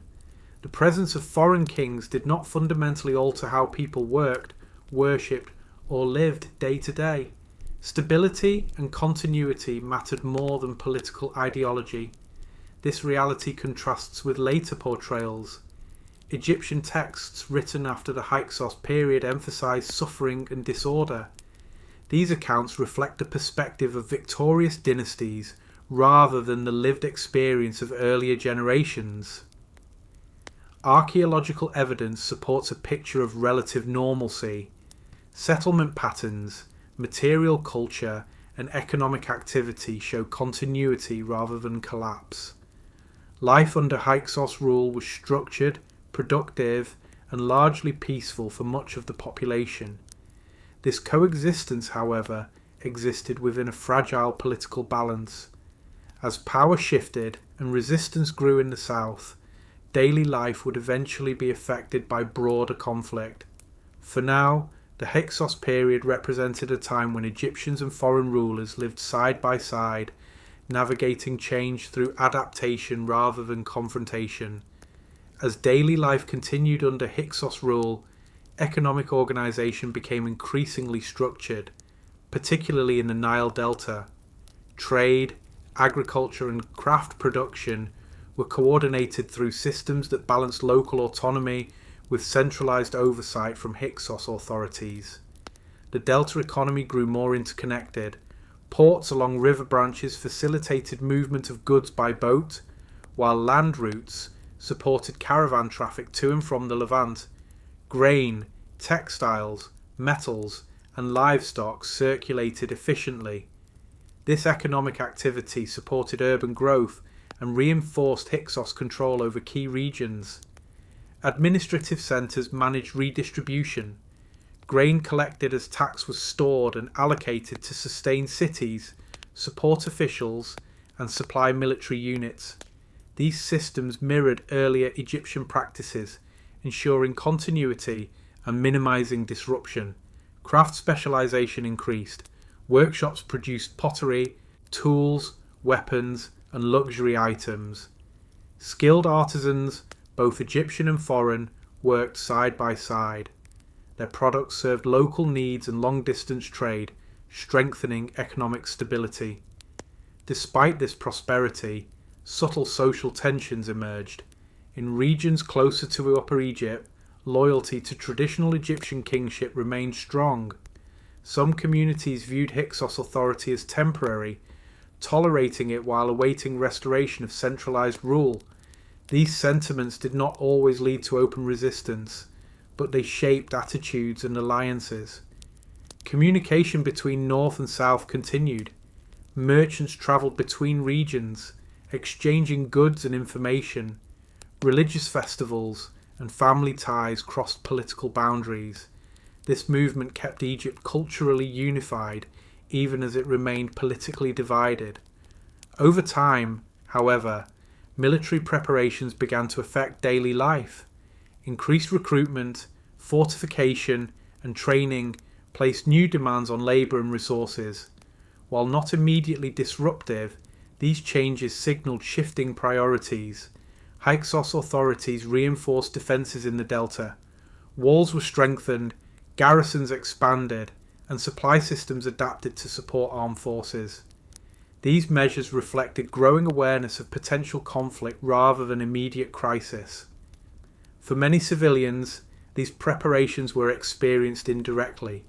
Fields were still planted, markets still operated, religious rituals continued, yet the presence of soldiers and fortifications became more visible, reminding communities of underlying instability. In Upper Egypt, daily life gradually became more politicized. Theban rulers emphasized unity, tradition, and resistance in public rituals and religious messaging. This emphasis reinforced regional identity and loyalty, shaping how people understood their place within the divided kingdom. Economic differences also widened. The Delta benefited from trade and foreign connections, while Upper Egypt relied more heavily on internal resources. These differences influenced perceptions of Hyksos rule as either beneficial or burdensome, depending on location. Despite these contrasts, coexistence persisted. There is no evidence of widespread rebellion or systemic oppression during much of the Hyksos period. Cooperation remained a dominant mode of interaction between rulers and subjects. The stability of daily life under Hyksos rule was real but conditional.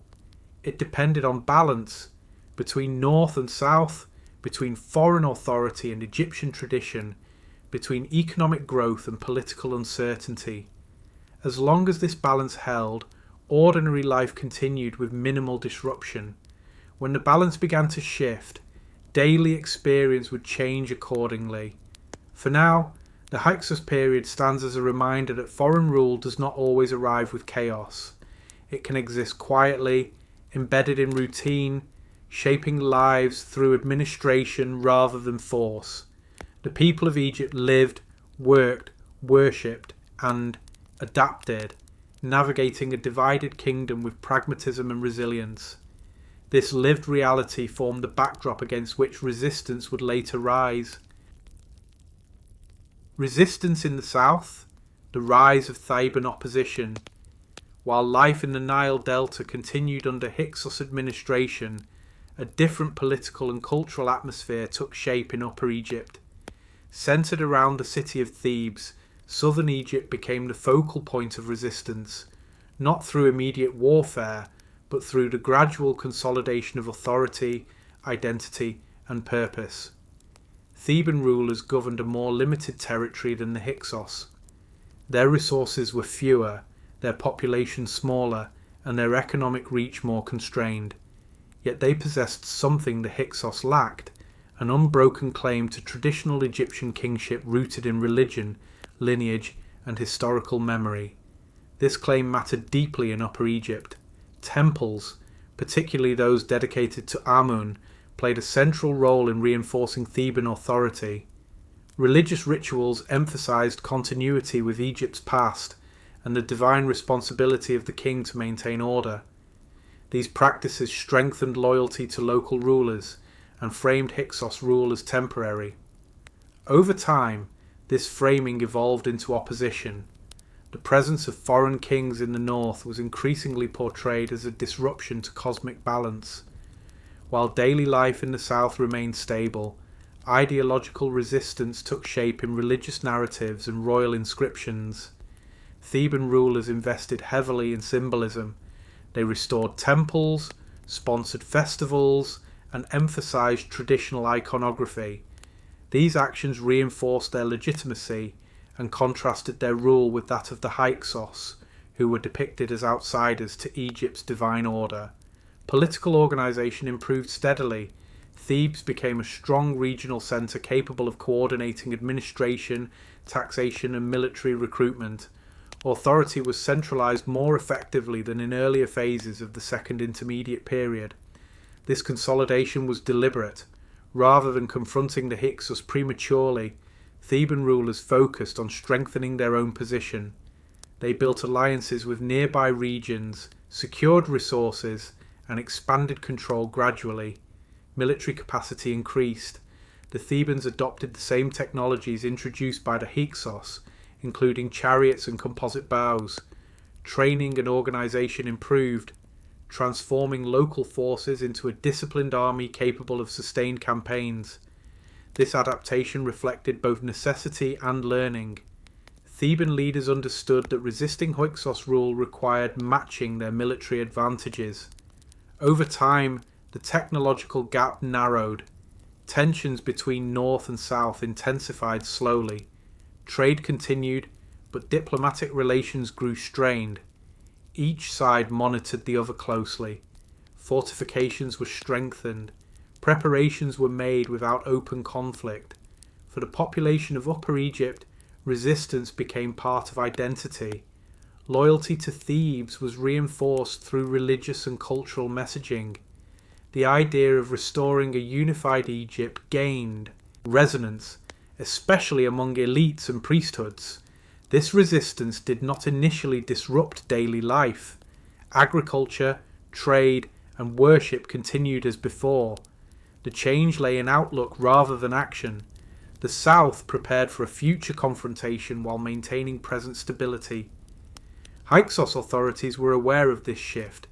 They responded by reinforcing defences in the Delta and maintaining military readiness.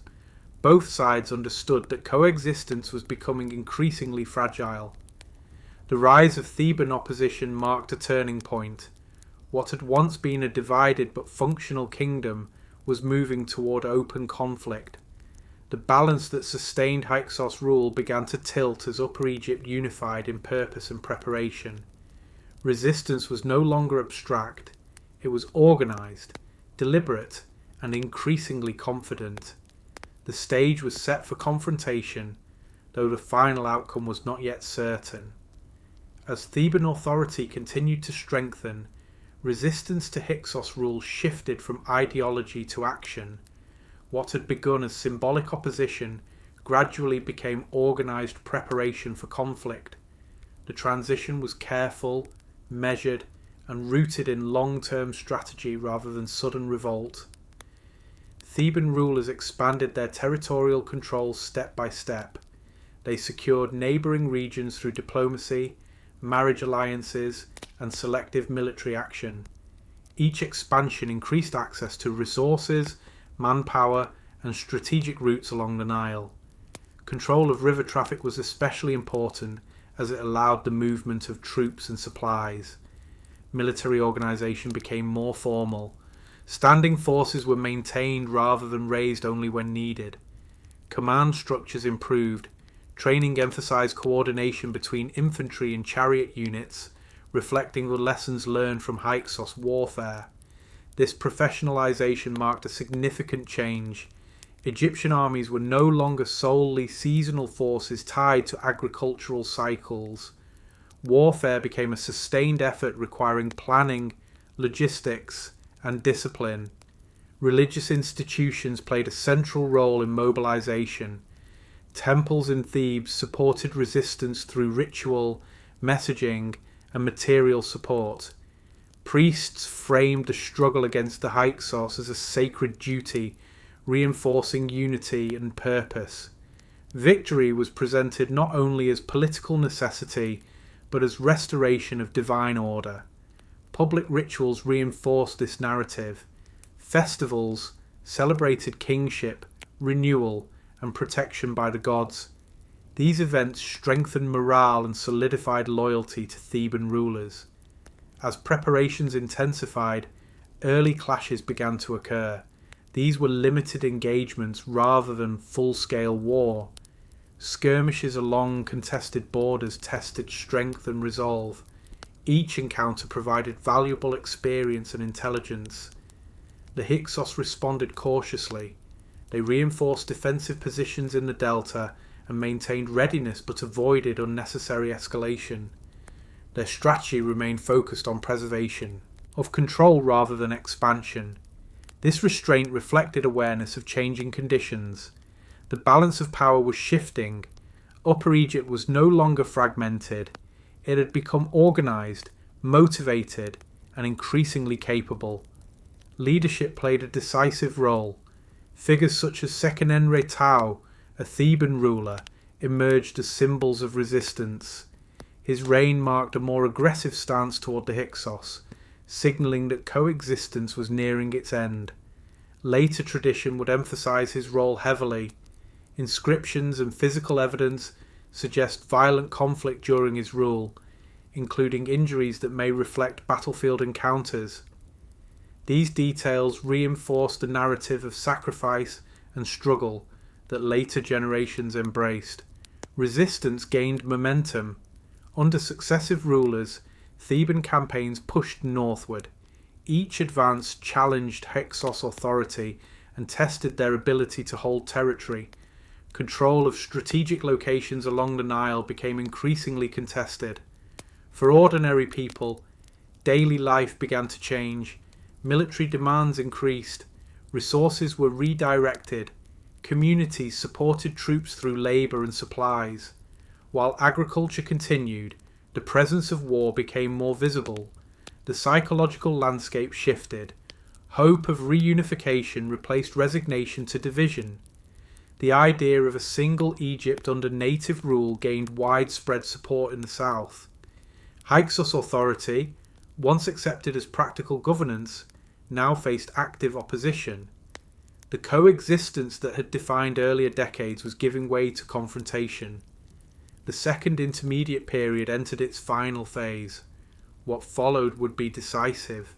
The struggle between Hyksos rulers and Theban kings would reshape Egypt permanently, ending foreign rule and ushering in a new era of centralized power and military expansion. The resistance that began quietly in the south was about to transform into open war. War of Liberation. The fall of the Hyksos. The final conflict between the Hyksos rulers of the Delta and the Theban kings of Upper Egypt unfolded gradually, shaped by years of preparation, adaptation, and shifting power. By the time open war began, both sides understood that coexistence was no longer possible. Leadership in Thebes passed to Ahmose during this critical moment. Ahmose inherited a kingdom already committed to resistance.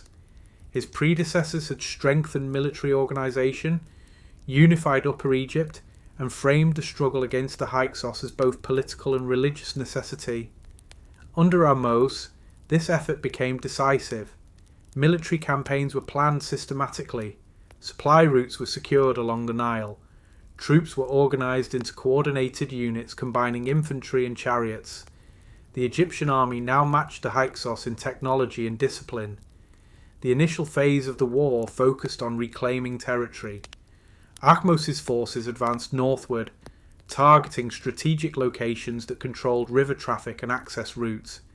Each victory weakened Hyksos authority and disrupted their ability to project power beyond the delta. Resistance from the Hyksos was strong but increasingly defensive. They relied on fortified positions and attempted to slow Egyptian advances rather than expand their influence. The conflict became one of attrition, testing endurance as much as tactical skill.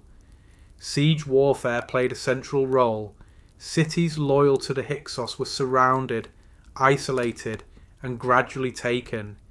Egyptian forces demonstrated growing proficiency in sustained campaigns, reflecting lessons learned during earlier conflicts. The fall of key strongholds marked turning points. As territory was reclaimed, Egyptian morale increased. The narrative of liberation gained strength, reinforcing support for continued warfare. The Hyksos capital of Avaris became the primary objective. Its capture was essential not only for strategic reasons, but for symbolic ones. Avaris represented foreign rule, military innovation, and decades of division. Its fall would signal the end of Hyksos power in Egypt. The assault on Avaris was prolonged, defences were strong, and the city was well supplied.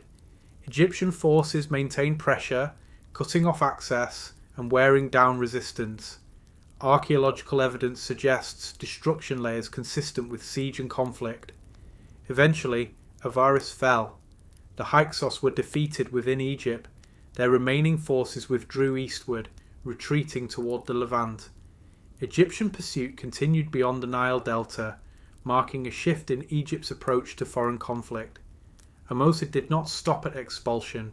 He pursued the Hyksos into southern Canaan, seeking to eliminate the possibility of their return.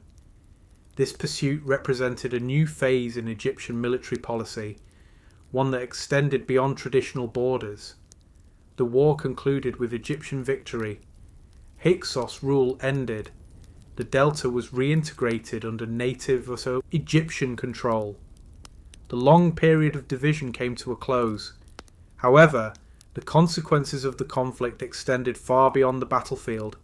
The experience of foreign rule and prolonged warfare reshaped Egypt's identity.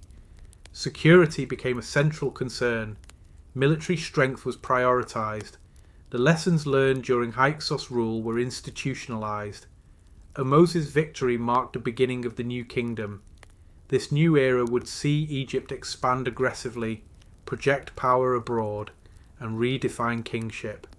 The memory of Hyksos rule influenced policy, ideology, and historical narrative for generations.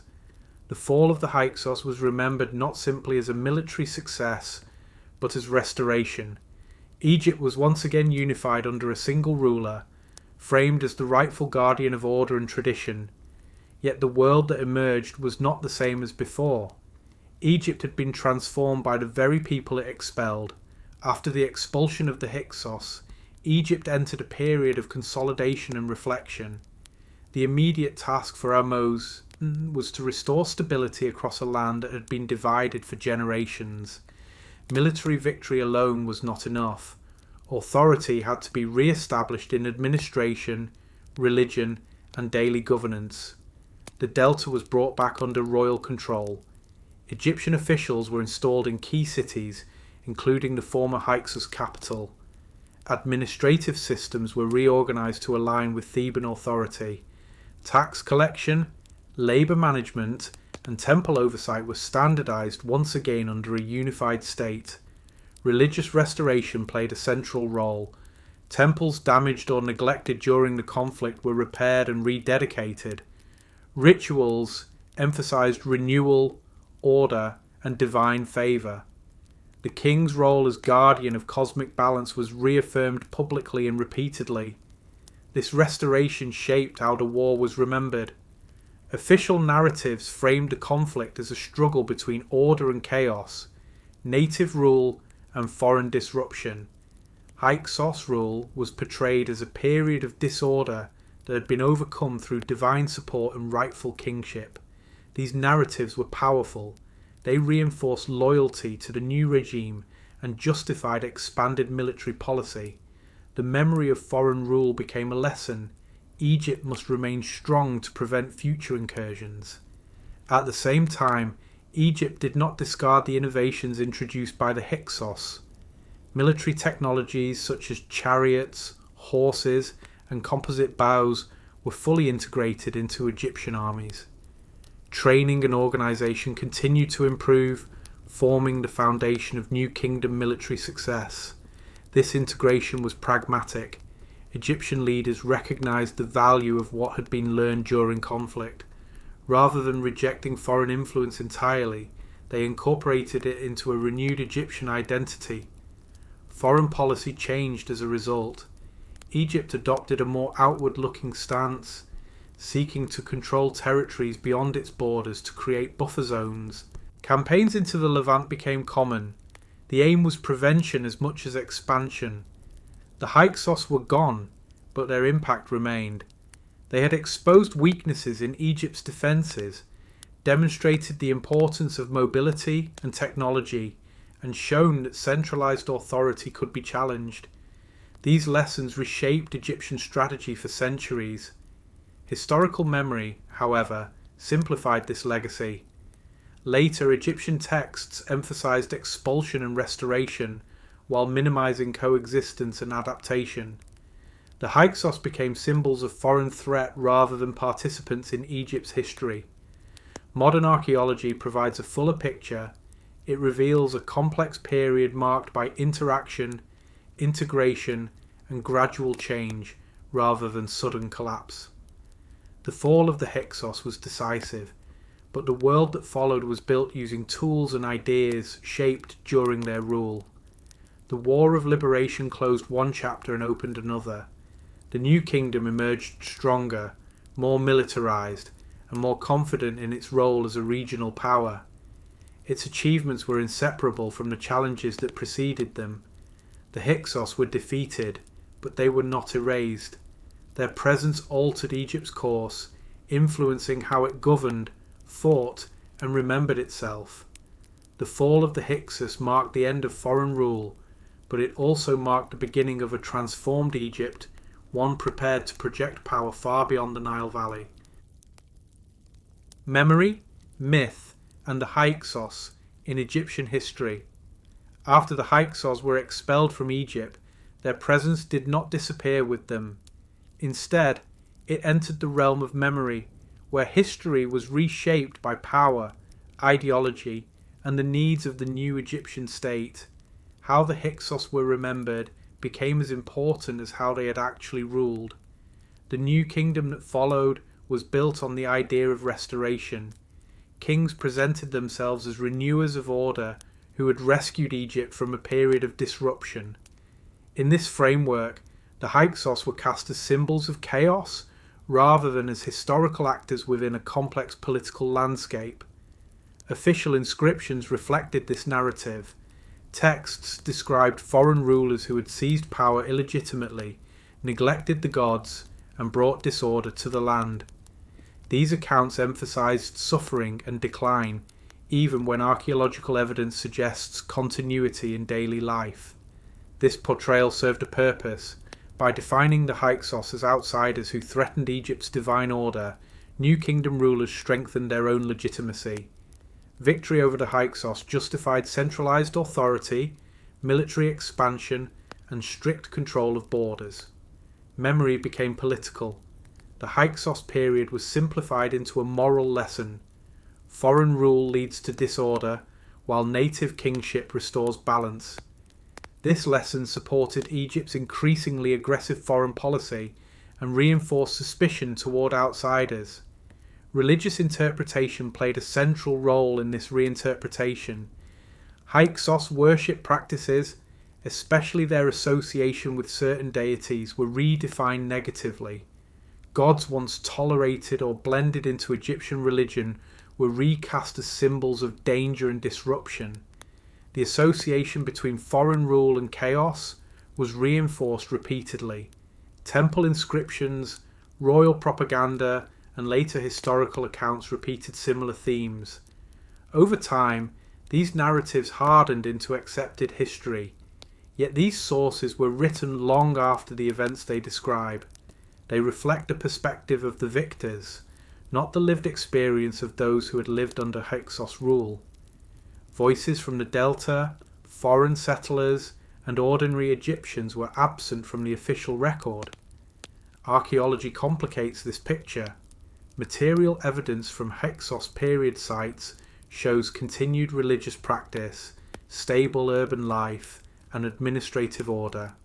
Temples were maintained, trade continued, cultural blending is visible rather than suppression.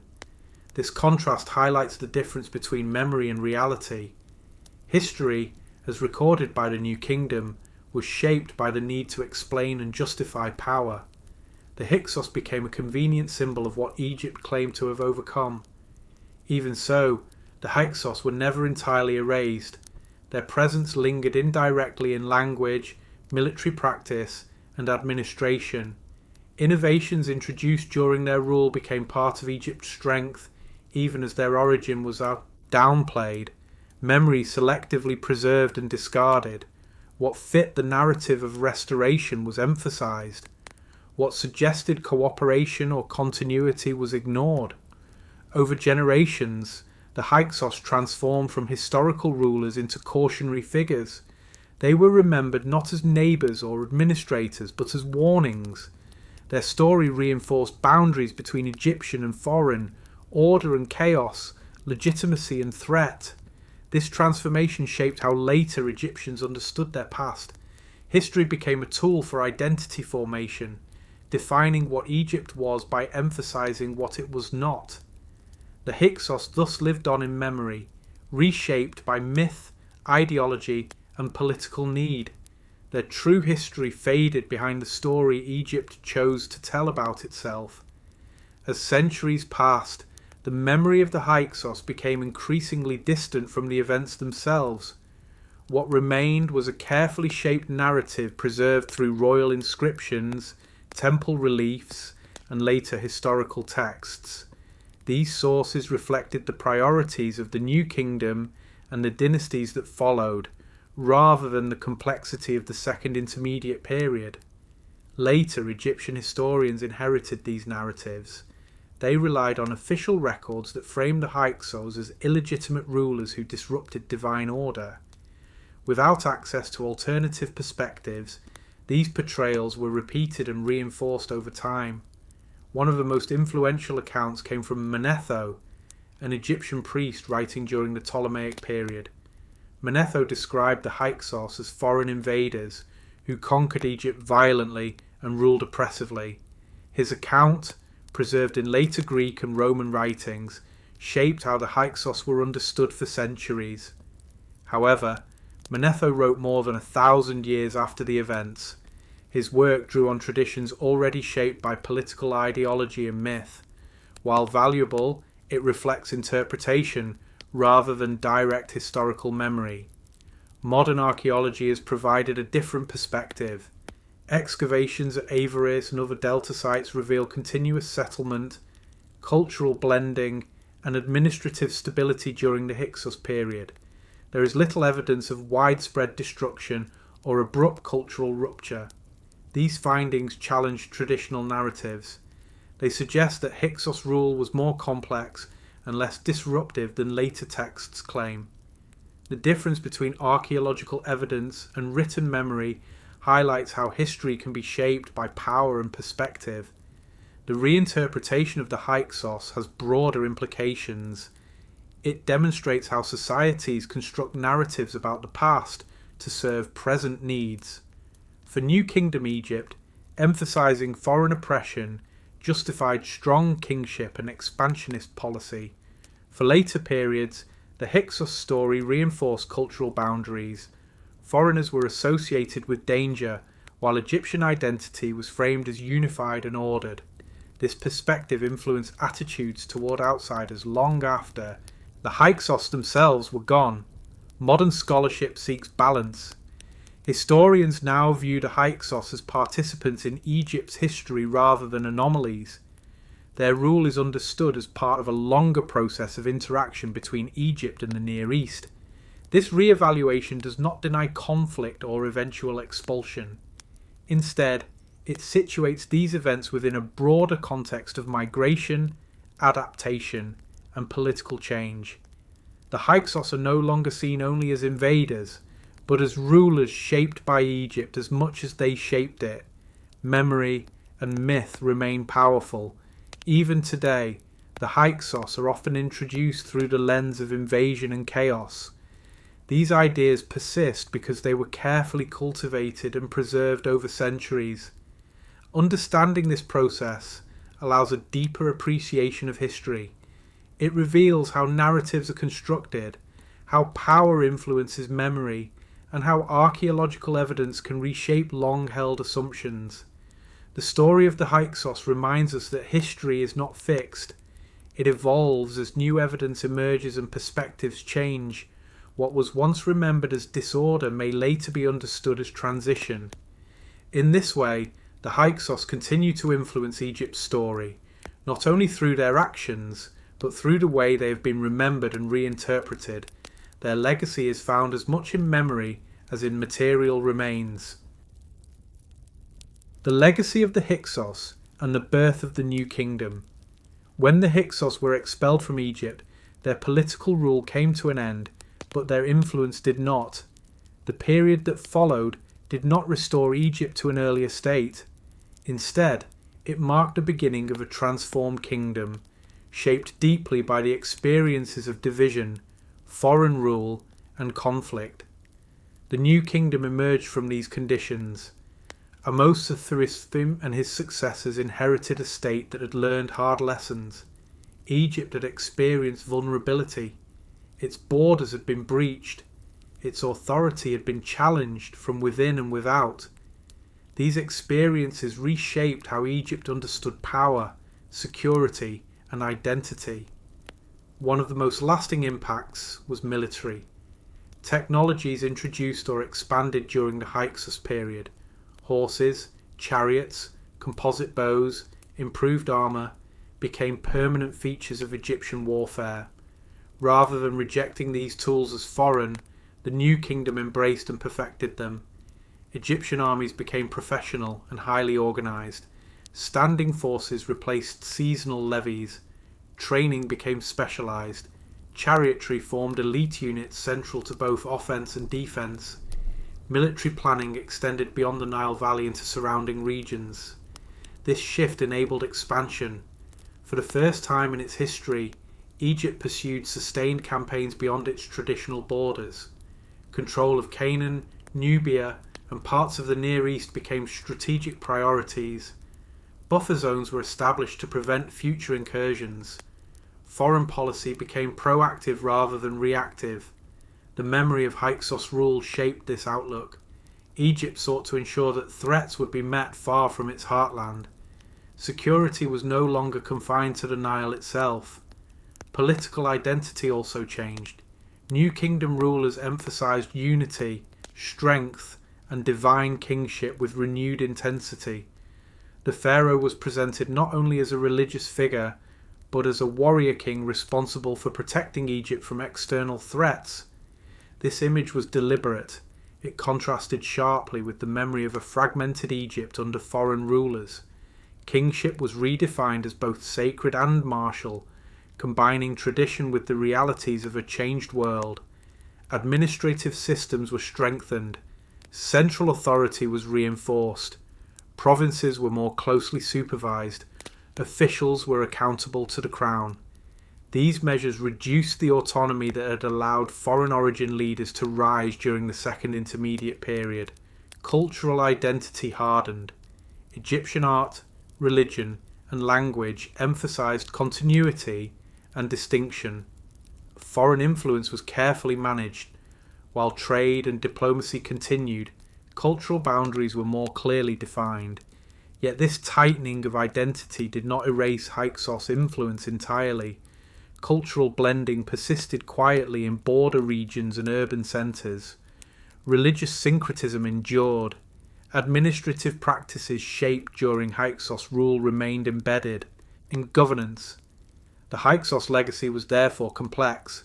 They were remembered officially as enemies and disruptors, but practically, their presence accelerated Egypt's transformation into a powerful imperial state. Without the challenge they posed, Egypt might not have militarized so rapidly.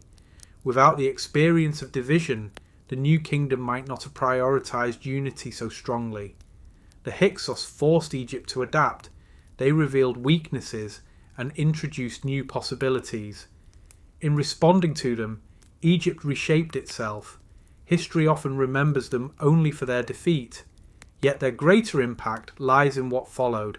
The new kingdom's strength, expansion, and confidence were forged in response to the Hyksos experience. Their legacy lived on in armies, borders, and ideology long after their names faded from power. In this way, the Hyksos became part of Egypt's foundation rather than an interruption of it. They were not merely a chapter between dynasties, they were a turning point, and through that turning point, Egypt emerged changed, more unified, more militarized, and more aware of its place in a connected world. This is the lasting legacy of the Hyksos, not only in memory, but in the Egypt that followed them. When Hyksos rule ended, Egypt did not simply return to its former state. The political reunification achieved under Ahmose marked the beginning of a fundamentally new era. The experiences of foreign rule, internal division, and prolonged conflict had altered Egypt's understanding of power and survival. The new kingdom emerged from this transformation. Unlike earlier periods, the reunited state placed security at the centre of governance.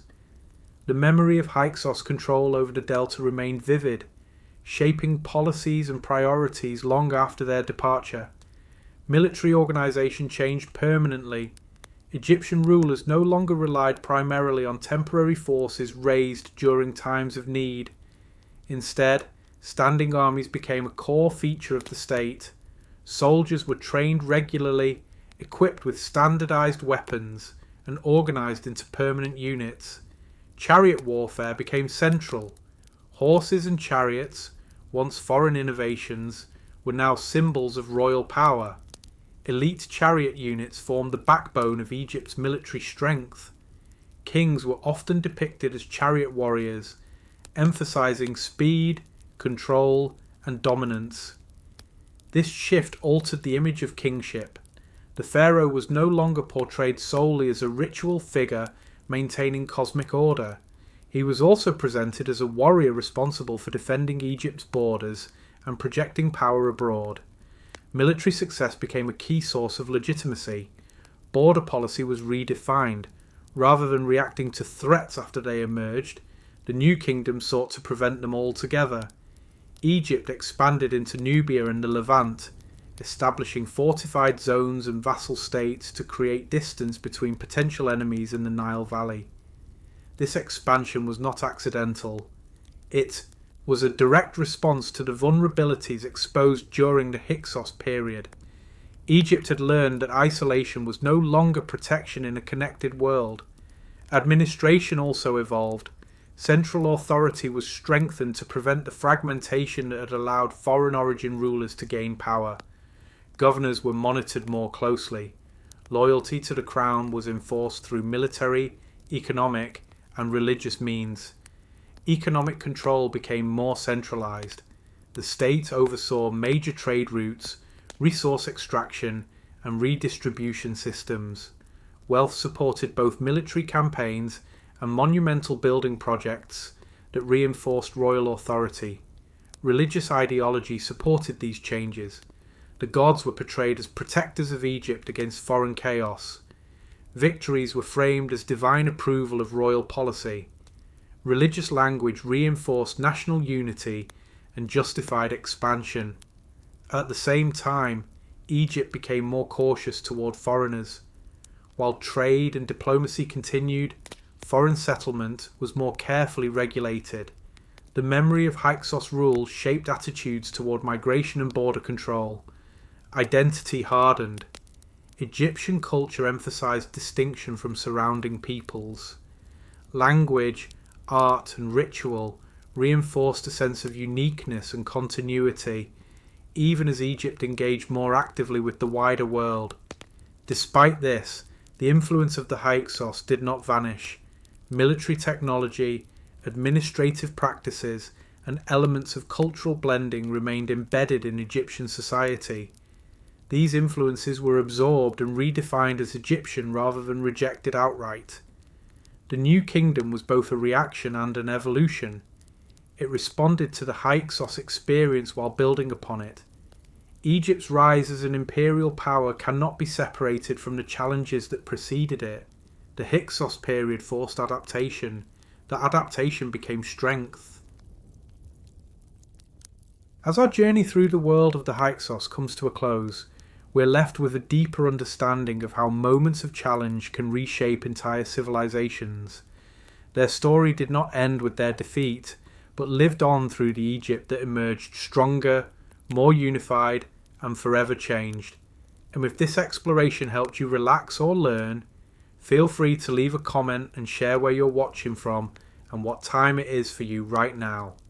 Until next time, rest well, and thank you for being part of this quiet journey through history.